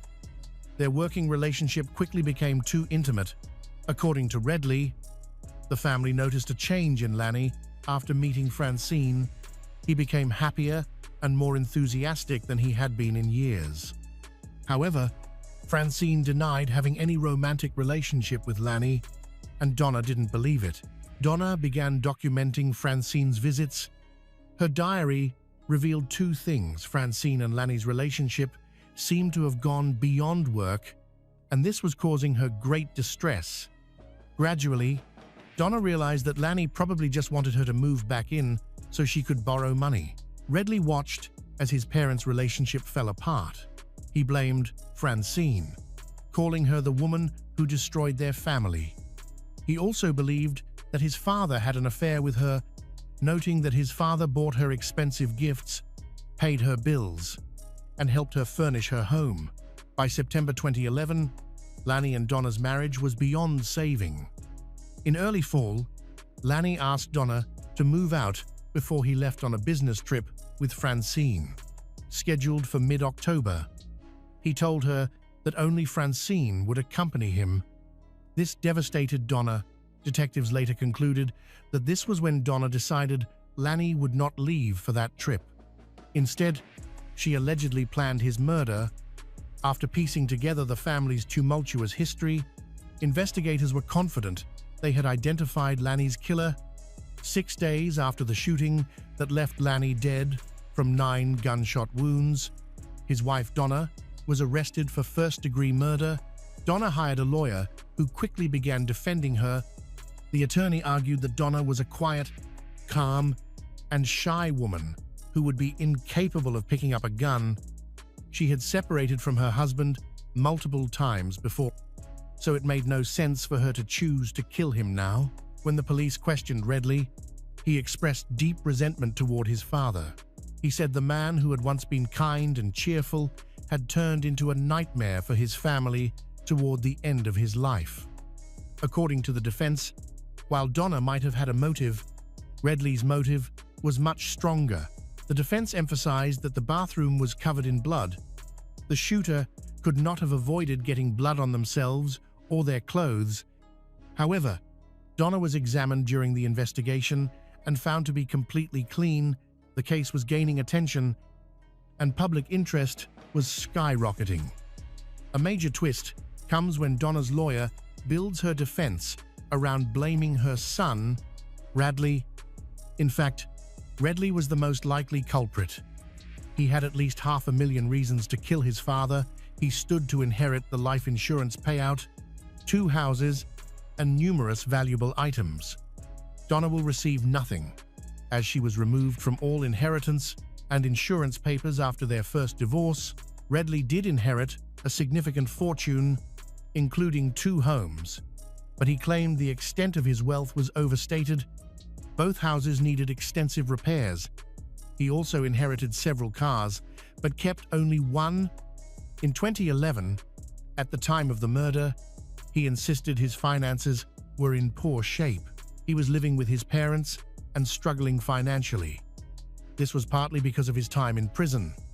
He had been released about 6 months before his father's death.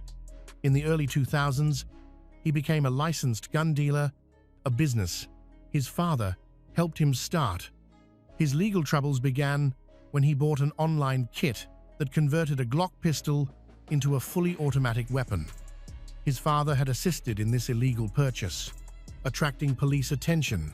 Although the offense was minor and he wasn't punished, it marked the start of bigger problems. In 2006, Redley was arrested for selling a pistol to a criminal. This time, there was no avoiding consequences.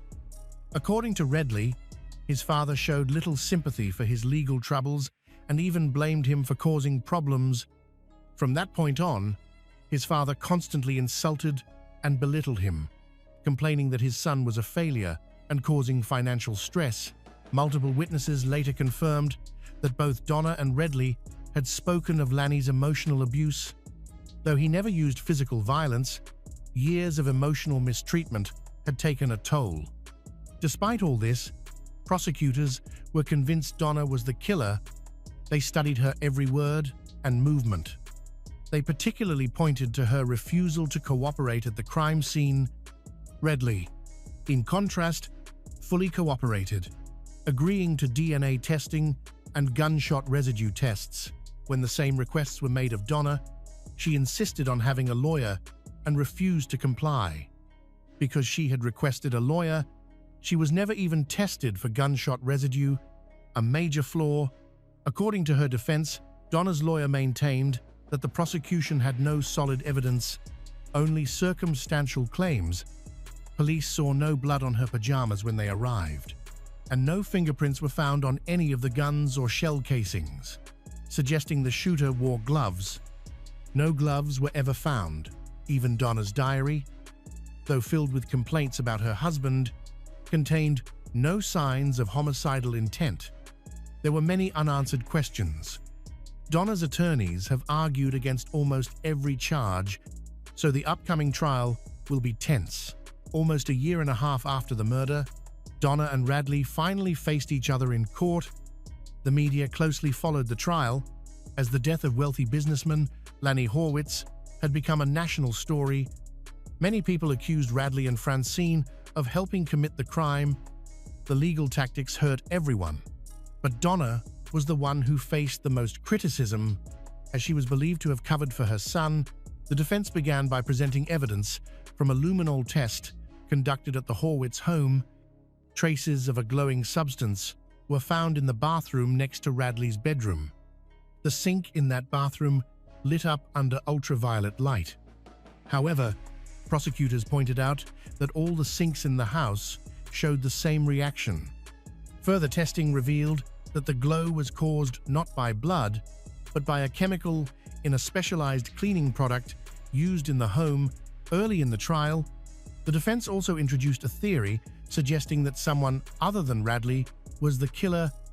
The defense attorney claimed the murderer was a hired hitman based on a bloodstain found on the gate of Lanny's house.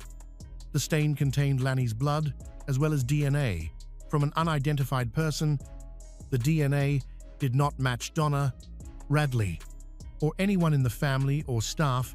Prosecutors argued the finding was meaningless, since a surface like a gate would likely contain traces from many people who had touched it. According to the prosecution, the home alarm system activated immediately after the first gunshot, which was fired through the bathroom glass. This indicated the killer was already inside the house before the shooting began. If the intruder had forced entry, the alarm would have gone off earlier.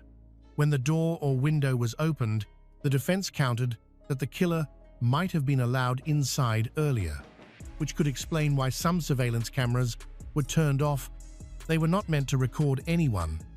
The defense also claimed that a book about contract killers, purchased by Radley at a gun show shortly before his father's death, pointed to his guilt. However, the prosecutor argued that this theory made little sense. The murder weapon was a revolver that only Donna had. Still, the prosecution asserted that Donna's behavior after the crime suggested her involvement. For instance, unlike Radley, she ran toward the bathroom upon hearing gunfire in the middle of the night. Behavior the prosecution considered suspicious. The idea of a hired killer seemed implausible because Radley was unemployed and financially dependent on his father at the time. When investigators reviewed his finances after he received the life insurance payout, they found no evidence linking him to a paid assassin, which only supported his innocence. When Donna was called to testify and asked to accuse her son directly, she refused. Prosecutors argued that the murder was committed in passionate anger, which aligned with the theory that a furious woman might have acted impulsively after feeling betrayed by Lanny's interest in Francine. Donna fit this description. Radley claimed that his mother had been driven to despair by Francine and eventually snapped, turning to violence. Francine, however, refused to testify because the final shot had been fired into Lanny's own mouth, an act suggesting the attack was intensely personal and fueled by rage. Investigators believed a conflict had taken place before the shooting, though no witnesses could confirm it. After both sides presented their cases, the jury began deliberations. The defense felt confident as the prosecution's case relied solely on circumstantial evidence. There was no direct proof, no DNA, fingerprints, or physical evidence proving Donna's guilt beyond reasonable doubt. Nevertheless, the jury returned just 2 hours later with a unanimous verdict. Donna was guilty of first-degree murder. She was sentenced to life imprisonment without the possibility of parole. For Lanny's relatives and friends, the verdict seemed like justice and brought them relief. They believe Donna is a cold-blooded killer, although she herself continues to deny it. Donna's lawyer appealed her conviction, resulting in a new trial. This time, she was sentenced to 32 years in prison. Reporters continued to pursue the story, interviewing both Donna and her son, Redley. Despite believing his mother had tried to have him imprisoned, Redley stated that he did not want her to go to jail, insisting that she was innocent. 2 years after the tragedy, on what would have been Lanny's 68th birthday, his family and friends gathered on the beach to remember him and let go of any lingering resentment. The case resurfaced in the media, and journalists once again spoke with Redley, who said he had forgiven his mother. Redley explained that he thought about her every day and had visited her several times in prison. Donna Horwitz remains incarcerated at the Lowell County Jail in Florida and is scheduled to be released in 2043. After Lanny Horwitz's murder, his son, Redley, received a $500,000 life insurance policy, $200,000 of which was set aside for Donna. However, Redley disagreed and filed a lawsuit, asking for a portion of her insurance money.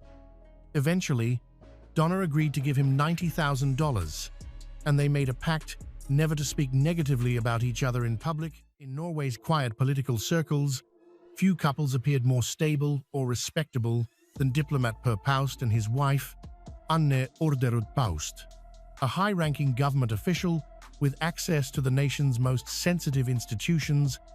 They were polished, influential, and widely trusted, but behind the calm facade of their professional lives, a threat was quietly closing in. When Anne returned to her family farm seeking refuge after her husband's sudden death, tragedy struck again. In a single night, 3 members of the Orderud family were executed in their sleep, and what looked at first like the work of a professional assassin would soon unravel into one of the most disturbing, tangled, and controversial criminal cases in Norway's modern history.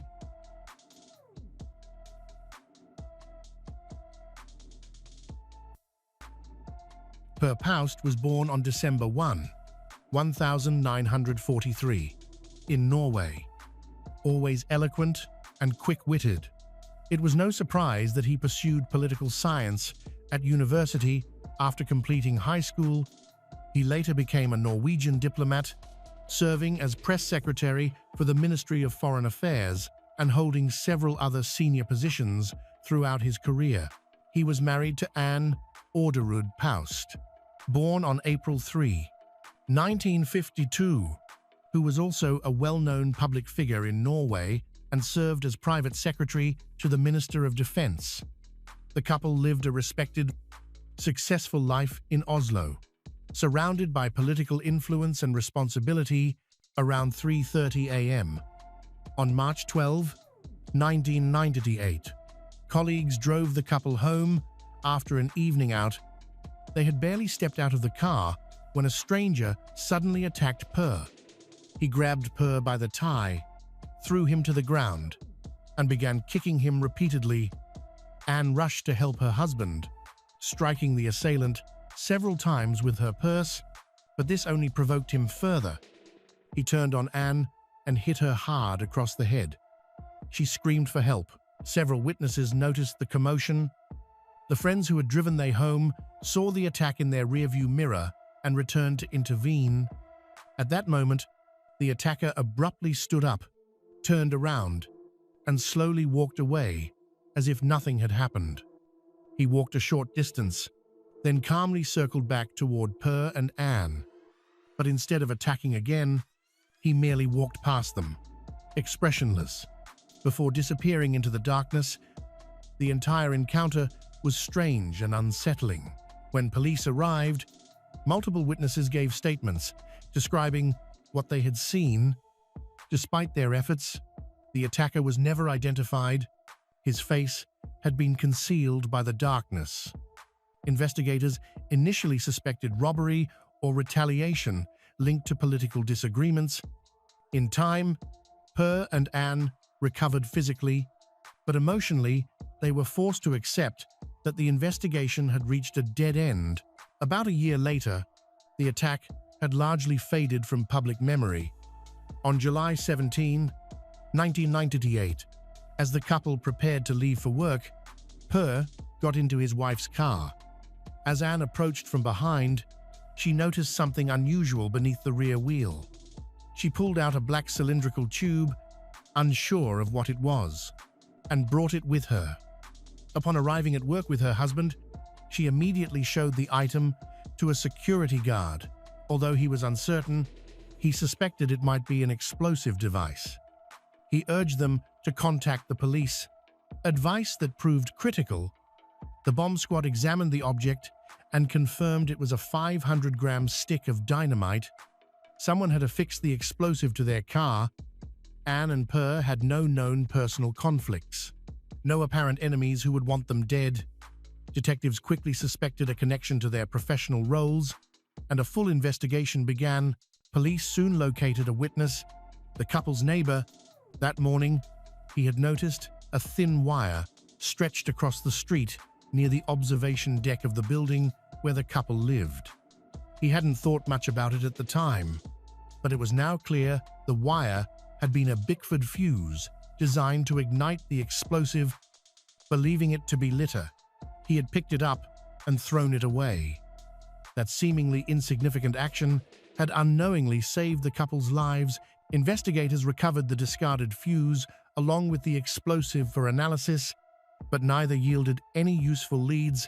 While the police were still investigating the bomb, another frightening and inexplicable incident occurred on August 12, 1998. Late that night, Per woke up to use the bathroom. As soon as he sat up, he noticed an overwhelming smell of gas and gasoline. When he approached the front door, the odor grew stronger. He opened it and saw a large metal cylinder outside, its valve open and hissing. A tube ran from the cylinder directly into their apartment. Per immediately contacted the police. When officers arrived, the 5-liter gas cylinder was still standing outside the apartment door.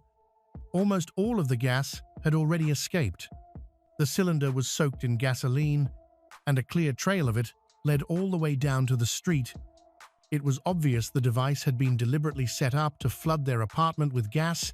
For reasons that remain unknown, the attacker failed to ignite the gasoline and trigger an explosion, likely because Per had woken up, frightened him off. When police and firefighters entered the building, the air inside the apartment was so saturated with gas that even the smallest spark could have caused a catastrophic blast. Residents had to be evacuated immediately. Per and Anne were deeply shaken. They understood that someone wanted them dead. They were forced to stay with friends, while detectives and fire officials continued their investigation. The series of attempted attacks drew massive media attention, especially because the victims were high-profile government officials and the attempts appeared increasingly coordinated. Unfortunately, the case stalled. No fingerprints or traces were found on the cylinder, and once again, the perpetrator had managed to escape without leaving a single useful clue. Despite extensive police work, the investigation reached another dead end. While the case remained unsolved, Anne and Per received an offer to work in New York as consular officials. Both accepted enthusiastically and temporarily moved to the United States, hoping distance would shield them from the unknown threat looming over their lives in Norway. They considered the opportunity a much-needed escape. Living and working in Oslo had become far too dangerous. In January 1999, Anne and Per felt the situation had calmed and decided to return home. But any hope of a peaceful life in Norway quickly faded. Shortly after their return, Per was diagnosed with an aggressive form of cancer. Only a few months later, on May 6, 1999, he passed away. Grieving and emotionally exhausted, Anne was devastated. She did not want to abandon her professional responsibilities, but she needed time, rest, and the support of her family. She decided to stay at her parents' farm in Surrey while she recovered, because the identity of the person who had targeted her and her husband was still unknown. She kept her plans secret, sharing them only with her closest family members. Anne's father, Christian Orderud, was 81 years old, and her mother, Marie Orderud, was 84. They lived on the Orderud family farm, a large property with several houses. Anne's brother, also named Per, lived in the main farmhouse, while their elderly parents lived in a smaller two-story house nearby. Anne planned to stay with them for a while as she tried to regain her strength. On May 23, 1999, Hans, Anne's uncle and Christian's brother, drove out to the farm to visit the family. The funeral for Anne's husband had taken place only a few days earlier. Hans wanted to offer his condolences and support. When he arrived, he walked up to the smaller house and knocked on the door, but there was no answer. It was a warm, sunny day, so he assumed they might have gone for a walk in the woods behind the home. But something felt off, so he circled to the back of the house to check. There, on the terrace, he noticed broken glass scattered near the rear entrance. Looking up, he saw the second-floor balcony door shattered. Alarmed, Hans entered the house. The door was unlocked. Inside, he found a horrific scene. 47-year-old Anne lay lifeless on the kitchen floor.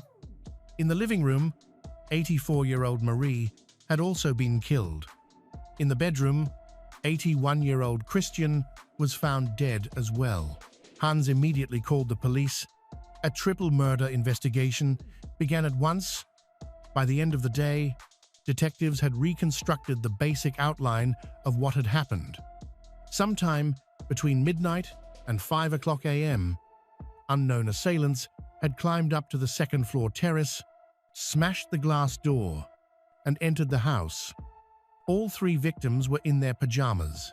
Investigators concluded that more than one perpetrator had carried out the killings because the victims were shot with two different calibers, .22 and .38. The attackers first entered the bedroom where Marie and Christian Orderud were sleeping. Christian was shot first with a .38 caliber round. Although seriously wounded, he did not die immediately. In a desperate attempt to protect his wife, he managed to reach for a shotgun stored in the wardrobe, but before he could use it, he was struck again by a .22 caliber bullet. He collapsed and died moments later. Marie also attempted to defend herself, but she was shot in the chest with a .38 caliber pistol. She did not die instantly. She tried to flee toward the living room, likely hoping to alert her daughter. There, she was shot again. Severely wounded, she collapsed onto the floor. Still alive, but rapidly losing blood, she slipped into unconsciousness and died within minutes. Anne, who likely woke to the sound of gunfire and screams, ran into the kitchen. She was immediately shot with a .38 caliber round. The injury was fatal, and she collapsed near the kitchen counter, dying instantly. Beyond these findings, investigators had very little to work with. The perpetrators left almost no physical evidence inside the house. Spent shells were recovered from both calibers, and a partial shoe print was found among the broken glass near the smashed door on the second-floor balcony. After processing the crime scene, forensic specialists expanded the search to the surrounding farmland. In the nearby woods, they discovered a heavily worn, yellow woolen sock. It appeared the killers had attempted to cover their shoes with knitted socks to avoid leaving identifiable prints. The thin heels of the socks tore quickly during movement, Part of one heel had detached and fallen off along the path. Since there were no other solid leads besides the shoe print, investigators began searching for shoes matching the pattern. They eventually located a store in the region that had sold two identical pairs in the relevant size. Unfortunately, the shopkeeper could not identify the buyer. At the same time, police began looking for possible witnesses. Their first priority was to question Per Christian Orderud and his wife, Veronica Orderud, who lived in the main farmhouse on the same property. Investigators believed they might have heard or seen something. Both appeared terrified. Per, especially, was visibly shaken by the brutal deaths of his parents and sister. The couple insisted they had no idea who could have done such a thing. The series of earlier attacks targeting Anne and her husband had deeply unsettled them as well. Per and Veronica provided little useful information. They claimed to have heard nothing that night. To investigators, this raised further questions. But considering the earlier use of explosives and gas, along with the likely use of silencers during the shooting, the attackers seemed meticulous and highly prepared. This would explain why the murders produced so little noise. The theory of a robbery gone wrong was dismissed almost immediately. Nothing had been stolen. The previous assassination attempts against Anne and Per also eliminated the possibility of coincidence. This was clearly a targeted attack driven by a personal motive. With that realization, the list of potential suspects narrowed significantly. The killers seemed familiar with the family's routines and circumstances. Very few people knew that Anne had quietly moved back to the farm after her husband's death. It was also likely not a coincidence that the attack occurred only days after she voluntarily withdrew her police protection. The lack of signs of a struggle suggests the victims didn't feel threatened by their attackers at first, indicating they likely knew each other. About 10 days after the triple murder, a witness contacted the police and reported that Veronica's sister, Kristin Kirkemo, had been acting unusually suspicious. According to the witness, Kristin frequently practiced shooting in a wooded area near her home. The claim raised immediate red flags. She was brought in for questioning. Her behavior at the police station only deepened the investigators' suspicions. She avoided direct answers, spoke vaguely, and seemed nervous. Police obtained a warrant to search her home. Kristin lived not far from the Orderud farm with her boyfriend, Lars Grønnerud. Both had a history of banned substances use and long-term dependency issues. Inside the house, police found a substantial quantity of explosives, tools commonly used to manufacture explosive devices, and several firearms, including a .22 caliber weapon. Because one of the calibers used in the murders was .22, the firearm was immediately sent for ballistic testing. The results, however, did not match the weapon to the killings. Yet, the ammunition seized from their home matched the type of cartridges found at the crime scene, giving detectives reason to believe they were still following the right trail. Kristin's boyfriend, Lars, was also questioned. He confirmed owning a .38 caliber weapon, while Kristin had used the .22 caliber one during shooting practice. They claimed they were simply hunting enthusiasts who enjoyed target shooting. Despite these suspicious coincidences, investigators initially focused more attention on Anne Orderud Paust and her brother, Per Christian Orderud. Anne and Per Christian Orderud had been close since childhood. Both grew up on the Orderud family's land, but their lives diverged as adults and chose a different path. She attended university, completed her education, and entered political service. Her parents continued managing the family farm, but as Christian grew older, his health declined. He struggled to maintain the demanding workload. Around the time Per turned 30, Christian and Marie retired from active farm work and handed over management to Per Christian Orderud. Anne still had no interest in farm life, but retained her legal share of the inheritance. Nearly a decade later, When Per was about 40, a 21-year-old veterinary assistant named Veronica began working on the property.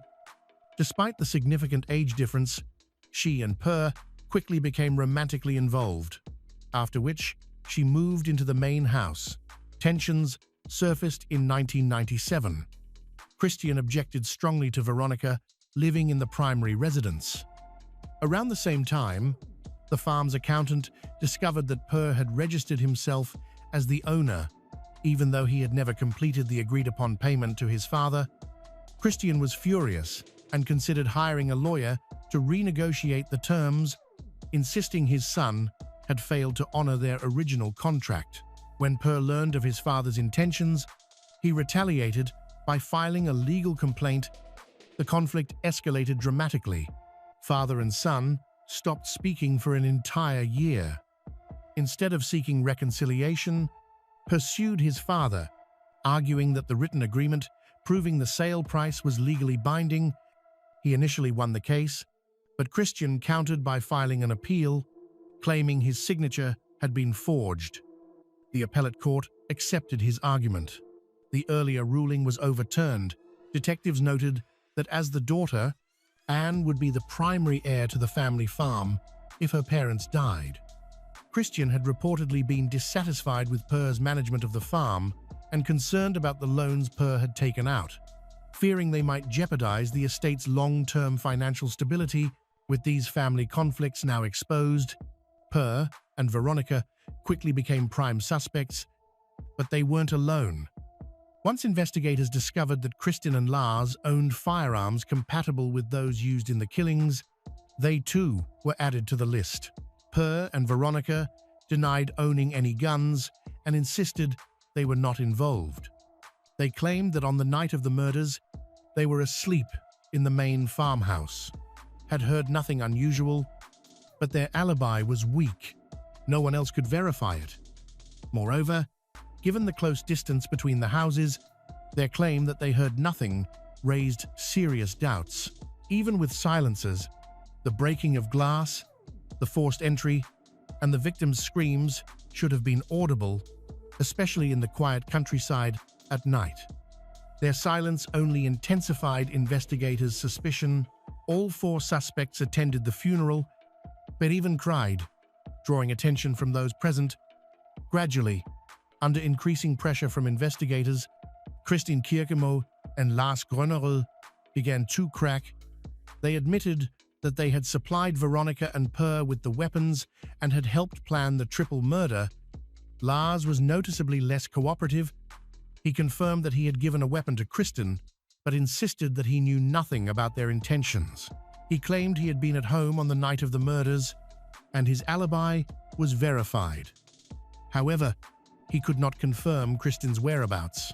At first, Kristin was released due to a lack of solid evidence linking her directly to the killings. She denied participating in the shootings at the farm. Soon after, she returned to the police station and presented an alibi, claiming that she and a friend had spent the night delivering packages around the city. She even provided mobile phone records as proof. Digital analysis seemed to support her account. But when detectives questioned the friend, the truth quickly unraveled. The friend admitted she had not been with Kristin that night.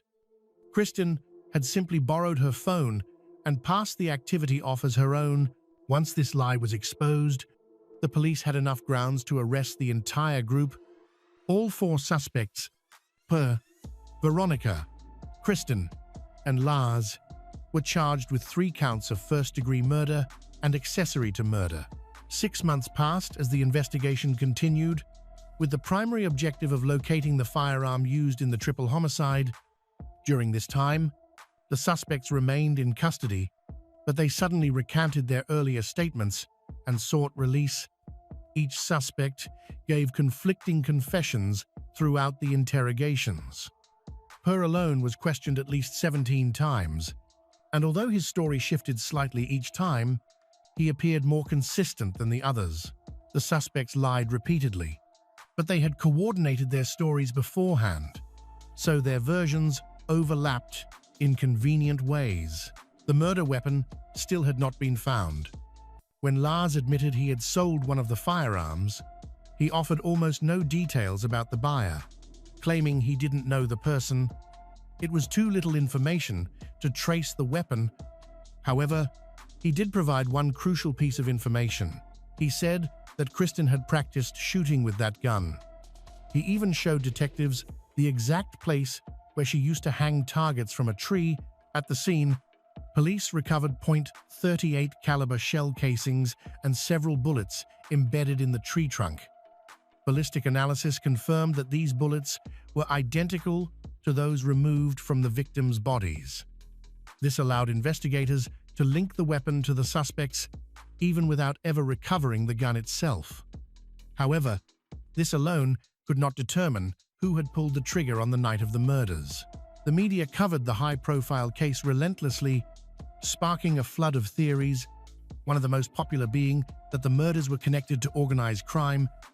Many believed that Anne Orderud Paust was the primary target because of her political role. Earlier assassination attempts on her and her husband seemed to support the theory, and her parents may have been killed simply for being witnesses. The constant media attention also triggered a wave of false reports from citizens seeking publicity, yet some tips had elements of truth. During the investigation, a woman working at a senator's office contacted police, stating that on May 15th, an anonymous caller had warned her that an attack was being planned on Anne. That same day, her colleague also contacted authorities about the call. Investigators attempted to trace it but failed. When this information became public, many became even more convinced that the murders were politically motivated. After all, how could the police fail to protect a high-profile government official who had already survived multiple attacks? Investigators also examined whether the suspects had been involved in the previous assassination attempts targeting Anne and her husband. They soon discovered that the explosives found in Lars and Kristen's home were identical to the dynamite planted under Anne's car the previous year. All of the materials, dynamite, Bickford fuses, and black tubes, had been obtained by Lars. The question of motive came up again and again throughout the investigation. While Christian Orderud's motive was considered strong, centered on inheritance, ownership of the farm, and financial gain, the involvement of Veronica Orderud, Kristen Kirkemo, Lars Grenerud was more difficult to understand. Although all three might have been tempted by money, investigators found no significant transfers, withdrawals, or bank movements that suggested a direct financial reward. Eventually, however, another picture began to form. After gaining full ownership of the Orderud farm, Per and Veronica planned to divide the large property into smaller plots, which they intended to sell individually to developers and private buyers. Veronica later admitted that Per had attracted her with promises of wealth, but neither Per nor Veronica possessed the experience or the weapons needed to carry out such a crime. That was when Veronica approached her sister Kristen and Kristen's boyfriend, Lars. She knew about their addiction issues and believed they would not refuse an offer that involved easy money. This suspicion was later confirmed when detectives found Veronica's diary, which contained harsh remarks about Christian and Marie. In it, she described Per's legal battles with his father and repeatedly expressed her wish that the elderly couple would disappear. Another motive soon emerged, one tied not to property or wealth, but to family. Kristen had given birth to a son several years earlier, but due to her banned substances use, she lost custody. Her sister Veronica quickly secured guardianship of the boy. As the official guardian, Veronica had strict responsibilities and could not allow Kristen unsupervised access. Kristen was only able to see her child when she visited the Orderud farm, but Anne's plan to sell her share of the farm threatened to unravel everything. It put both the family home and Per's expected profit at risk. For Kristen, it also threatened her only opportunity to see her son. Fearing that she would lose even this limited access, Kristen became deeply involved in the conspiracy and dragged Lars into it as well. When these elements finally came to light, the case moved rapidly towards sentencing on June 22, 2001. Veronica Orderud and Kristen Kokemo were found guilty on all charges and sentenced to 21 years in prison. The maximum penalty in Norway, Lars Grenerud was convicted of illegal possession of a firearm and given 2.5 years, though prosecutors appealed, and his sentence was later increased to 18 years. During the appeals process, Kristen's sentence was reduced to 16 years, largely because the court could not determine conclusively who fired the fatal shots and who served primarily as accomplices in planning the murders. All 4 defendants have since completed their sentences and been released. Veronica was granted parole after serving 2/3 of her term. More than 14 years later, she continues to deny any involvement, giving occasional interviews in which she maintains her innocence. Although she divorced Per long ago, she still keeps in contact with him and visits the graves of the murdered Orderud family. Despite the convictions, some people remain unconvinced of their guilt. To many, the alleged motive, property disputes, inheritance, and family tension seem too convoluted to justify the killing of an entire household. Others argued that the earlier assassination attempts on Anne Orderud Paust and her husband pointed to a more powerful enemy. Some continued to believe that the murders were orchestrated by organized crime. Private investigator Tor Sandberg publicly suggested in 2009 that the Balkan Mafia may have been involved, citing the unusually rapid death of Anne's husband, which he believed resembled poisoning more than cancer. However, Norwegian police have consistently rejected these theories, continuing to insist that Per, Veronica, Kristen, and Lars were responsible for the murders. Apartment 213 at 924 North 25th Street looks incredibly ordinary, but inside there are Polaroid photographs documenting horrific crimes, bodies stored in refrigerators and chemical containers. This isn't the chaotic scene of a spontaneous crime. This is a meticulously planned operation, spanning years, unnoticed. Who could commit multiple murders right in the middle of a community and remain undetected? How could a killer survive in the shadows right before everyone's eyes until a final victim escaped and forced the truth to come to light? This story isn't just about Jeffrey Dahmer, a notorious serial killer, but also about missed opportunities, a failed system, and how a long period of silent warnings led to unimaginable tragedy. Step into one of the most gruesome criminal cases in American history.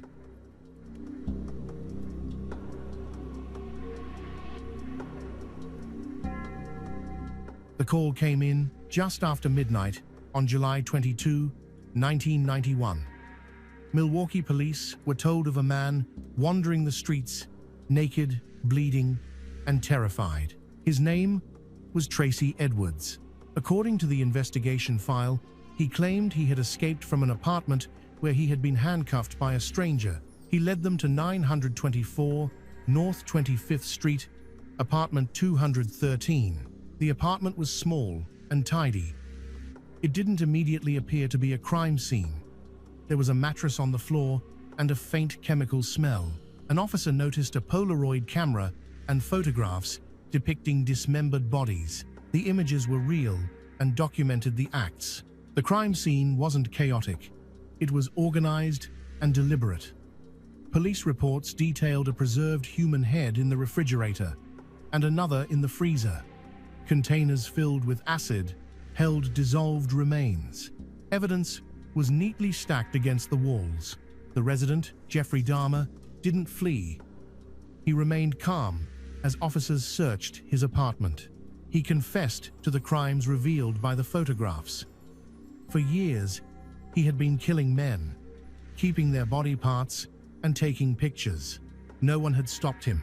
Investigators later described a silence that settled once the scope became clear.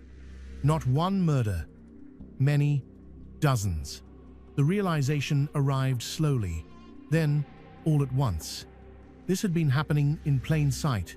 Dahmer was arrested without resistance. According to official records, he waived his rights and began to speak.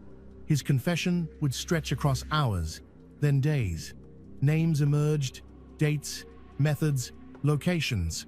Each detail deepened the question forming among investigators. How does someone kill repeatedly without interruption? How many chances were missed before this door finally opened? As dawn approached over Milwaukee, officers left the apartment, knowing this was not the end of a story, but the beginning of one that would expose not only a killer, but a system that failed to see. Jeffrey Dahmer was born in Milwaukee, Wisconsin, on May 21, 1960. Court records and psychological evaluations presented at his trial indicate that his early childhood wasn't marked by violence, but by a sense of isolation. He was a quiet, observant, and withdrawn child.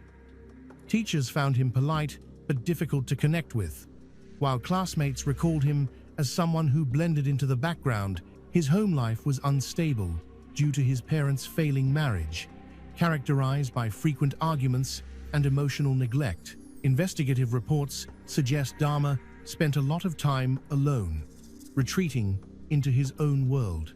Following a childhood surgery, he developed a fascination with death and the remains of dead animals, such as roadkill and animal bones. He collected and studied these remains, a behavior that was noticed but not properly addressed.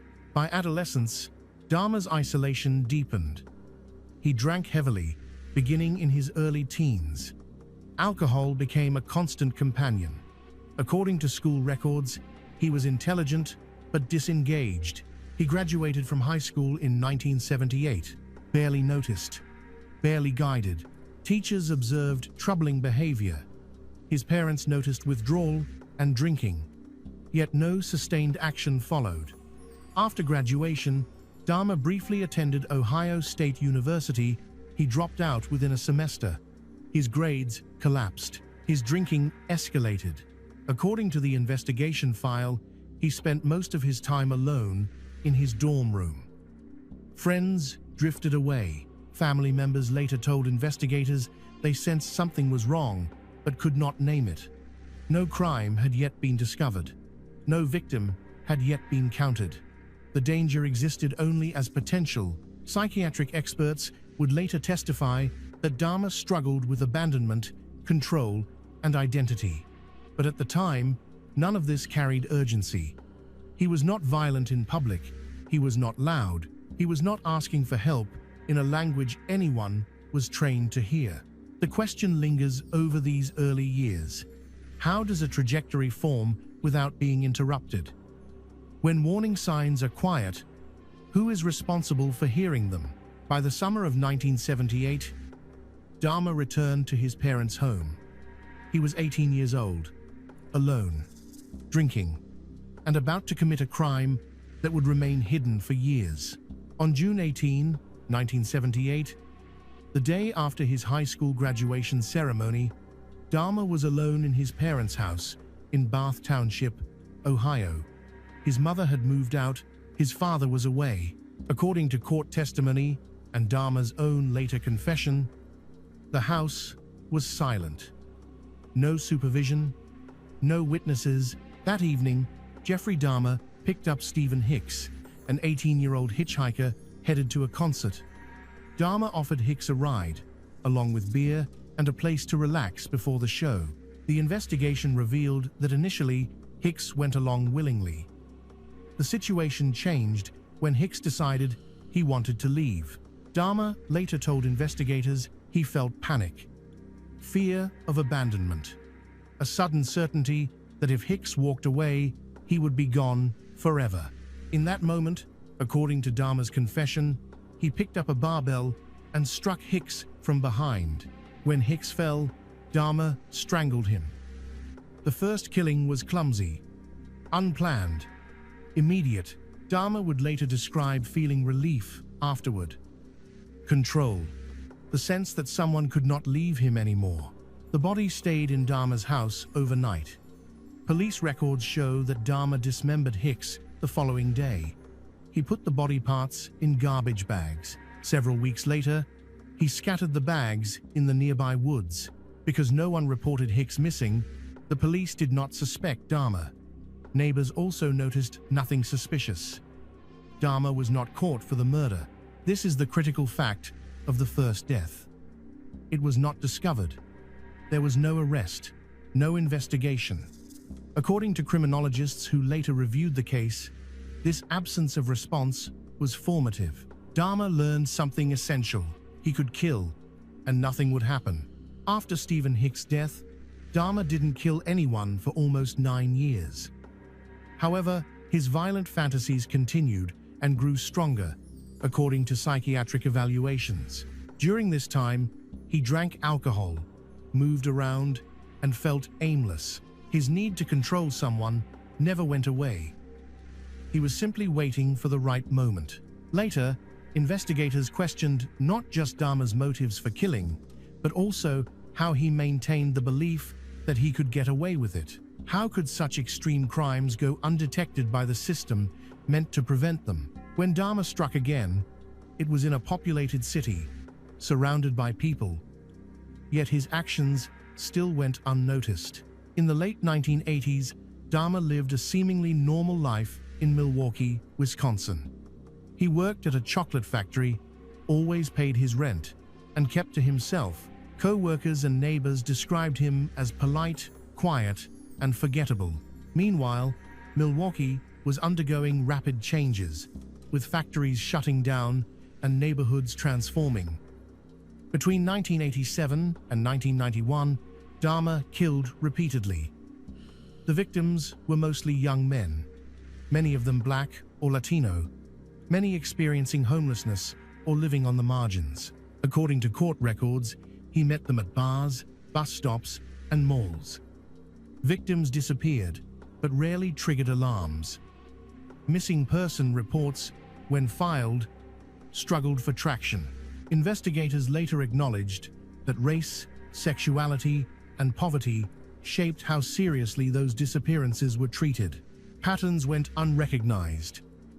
Files remained disconnected. Police encountered Dahmer more than once. In 1988, he was arrested for drugging and abusing a 13-year-old boy. He was convicted and served less than a year in prison. According to parole records, he was released early and returned to Milwaukee. The system identified him as an abuser, but not as a murderer. Neighbors reported foul odors emanating from Dahmer's apartment, describing them as rotten and chemical-like. Dahmer dismissed these concerns by claiming the smells were from spoiled meat, fish tanks, or cleaning products. Witnesses stated that these explanations were accepted at face value. Consequently, no search was conducted, no warrant was issued, and no further investigation took place. This wasn't an isolated incident, but a series of failures. Each time Dahmer avoided scrutiny, his confidence grew. In his confession, he stated that he felt invisible, believing that no one was truly paying attention. The city's shortcomings weren't because of bad intentions, but because it was overworked and didn't have enough staff. Police departments didn't have connected databases, so information about missing people wasn't shared properly between different areas. Internal investigations later showed that there were warning signs, but they were scattered and missed. By 1991, Dahmer had perfected his killing process. The killings were quicker, his methods were more controlled, and he believed the risks were manageable. But one night, a victim got away, and someone finally contacted the police. On May 27, 1991, a 14-year-old boy named Konorak Synthesomphone was found wandering the streets of Milwaukee. He was naked, disoriented, bleeding from his rectum. According to police records, 3 women called 911 after seeing him collapse on the sidewalk. They stayed with him. They waited for help. The fact is documented and uncontested. When police arrived, Dahmer was already there. He told officers that Konorak was his 19-year-old boyfriend. that they had been arguing. The boy had too much to drink. Dahmer spoke calmly. He showed identification. He appeared cooperative. According to dispatch recordings and later internal investigations, the women insisted something was wrong. They pointed to the boy's injuries, his age, his inability to speak coherently. Their concern was dismissed. Officers escorted Dahmer and Konarak back to apartment 213. What they did not know, what was not yet officially confirmed at the time, was that Konarak had already been assaulted, that a hole had been drilled into his skull, that hydrochloric acid had been injected into his brain. According to Dahmer's later confession and forensic findings, the procedure was meant to incapacitate him permanently. Inside the apartment, officers noticed the odor. They accepted Dahmer's explanation. No background check was run. No missing person report was cross-referenced. Police records later confirmed that Dahmer was, at that time, on probation for abuse. Konarak is the younger brother of a boy whom Dahmer had previously abused. None of that information surfaced in time. The patrol officers left. According to the investigation file, Konarak was dead within hours. This moment would become the most scrutinized failure in the case. An internal affairs investigation later concluded that the officers acted with grave error. Both were dismissed, later reinstated after arbitration. No criminal charges were filed. The feeling attached to this night is heavy and unresolved. A sense that the system did not just miss something, it actively returned a child to danger. That intervention arrived, stood at the door, and turned away. The leading question does not fade with time. What happens when authority chooses convenience over caution? When a victim is seen, but not believed. 2 months later, another man would escape Dahmer's apartment. This time, the police would not leave, and what they would find would force the city to confront what it had allowed to continue. On the night of July 22, 1991, Tracy Edwards ran. He was barefoot. His wrist was cuffed. According to police reports, he flagged down officers and spoke quickly, urgently. He said a man had tried to kill him, that he had seen bodies, that there were photographs. This time, police listened. They returned with Edwards to apartment 213. The door opened without resistance. Dahmer did not argue. He did not flee. According to officer testimony, he appeared calm, almost resigned. The apartment smelled strongly of chemicals, something sour, something wrong. The first undeniable fact emerged when an officer opened a drawer and found Polaroid photographs. They showed dismembered bodies in various stages. The images were dated, catalogued, evidence of repetition. What had once been explained away now became impossible to ignore. Officers called for backup. Detectives arrived. The search expanded. In the refrigerator, they found a human head. In the freezer, another. In a bedroom closet, more photographs.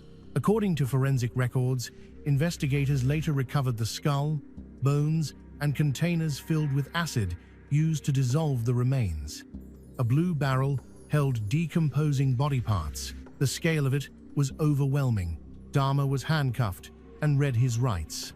According to interrogation transcripts, he waived them. He began to talk.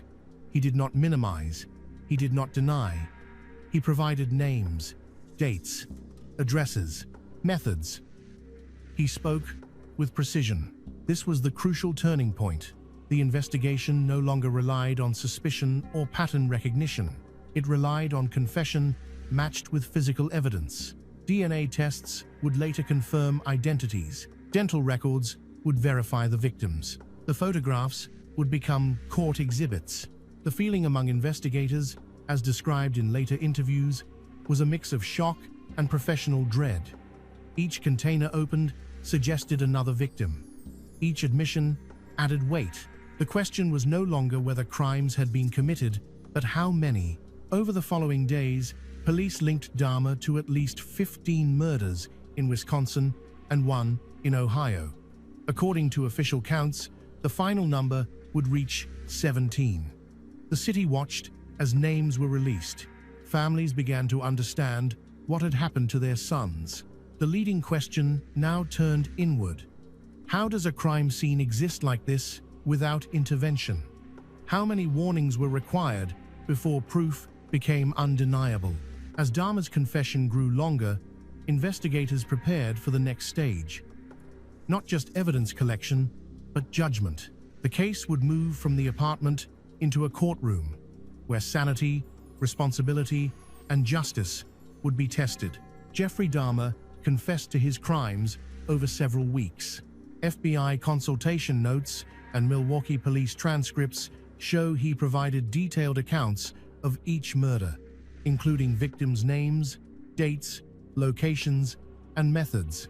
He also described his attempts to create living companions, using clinical, precise, and often detached language. The fact was clear early. The evidence matched the confession. Forensic analysis confirmed DNA links between remains found in the apartment and missing persons reports. Dental records identified victims whose bodies had been destroyed. Photographs aligned with Dahmer's timelines. According to prosecutors, the case was not about whether he committed the crimes. It was about whether he was legally responsible. Dahmer's trial started in January 1992. He claimed he was not guilty because he was insane. His lawyers argued that a serious mental illness prevented him from controlling his behavior. Psychiatrists testified that he had necrophilia and signs of borderline personality disorder. Expert witnesses stated that he was driven by uncontrollable urges, not evil intent. The courtroom was filled with tension. The victims' families were just a few feet away from the man who murdered their sons. They gave emotional victim impact statements, describing the devastating loss of life and the futures that were stolen. Parents spoke about the pain of unanswered phone calls and the untouched rooms of their children. This raw emotion stood in stark contrast to Dahmer's emotionless demeanor. Prosecutors focused on planning, on concealment, on the fact that Dahmer took steps to avoid detection.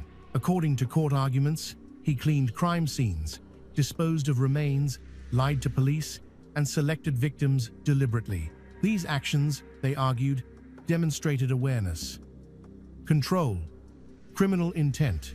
The jury deliberated for less than 5 hours. On February 15, 1992, Jeffrey Dahmer was found sane and guilty on 15 counts of murder. He was sentenced to 15 consecutive life terms, totaling 957 years in prison. An additional life sentence was later added for the Ohio murder. The sentencing didn't bring a sense of victory, but rather a feeling of closure. No punishment could undo the harm that had been done. Dahmer spoke to the court, acknowledging he would never be a free man. Records show he apologized, though the sincerity of his remorse remained questionable. The leading question after the verdict shifted again. Was justice complete once a sentence was delivered, or did accountability extend beyond one man? Dahmer was sent to Columbia Correctional Institution. The public assumed the story was over, but consequences continued to unfold inside the prison walls, and far beyond them. Jeffrey Dahmer entered prison, carrying a life sentence that would never end in release. According to Department of Corrections records, his early months were marked by isolation. He requested to be housed with the general population. He said he was ready to accept whatever came. Guards noted his compliance, his quiet routine. On November 28, 1994, Dahmer was beaten to death by a fellow inmate, Christopher Scarver, while cleaning a prison bathroom. Another inmate was also killed. According to official reports, there was no struggle. Scarver later said he was motivated by rage after learning who Dahmer was. The state closed the case quickly. The sentence ended not with an appeal, but with a body. The fact of Dahmer's death shifted public focus, but it did not resolve the damage. Families of the victims were notified through official channels. Some expressed relief. Others described emptiness. According to interviews conducted years later, closure was incomplete. Milwaukee faced scrutiny that lasted longer than the headlines. Internal police reviews acknowledged failures, bias, dismissal of witnesses, inadequate follow-up. According to city records, policy changes followed. Training on missing persons, procedures for welfare checks, emphasis on community reporting. The reforms were incremental, but they were responses to exposed gaps. The story changed its focus from Dahmer's actions to the failures that enabled them. Journalists and crime experts reached familiar conclusions. Serial killers flourish when hidden. Vulnerable victims are ignored, and silence shields the guilty. The names of the victims began to matter more than the name of the killer. Memorials were created. Lawsuits filed. Families spoke publicly. According to advocacy groups, the case became a reference point for discussions about policing, homophobia, and racial bias in missing persons investigations. The final question lingers beyond courtrooms and prisons. What does justice require after prevention fails? Is punishment enough, or does responsibility extend to institutions that did not act? The Jeffrey Dahmer case serves as a stark reminder of the failures at many levels. Warnings were repeatedly ignored, victims were overlooked, and action was delayed until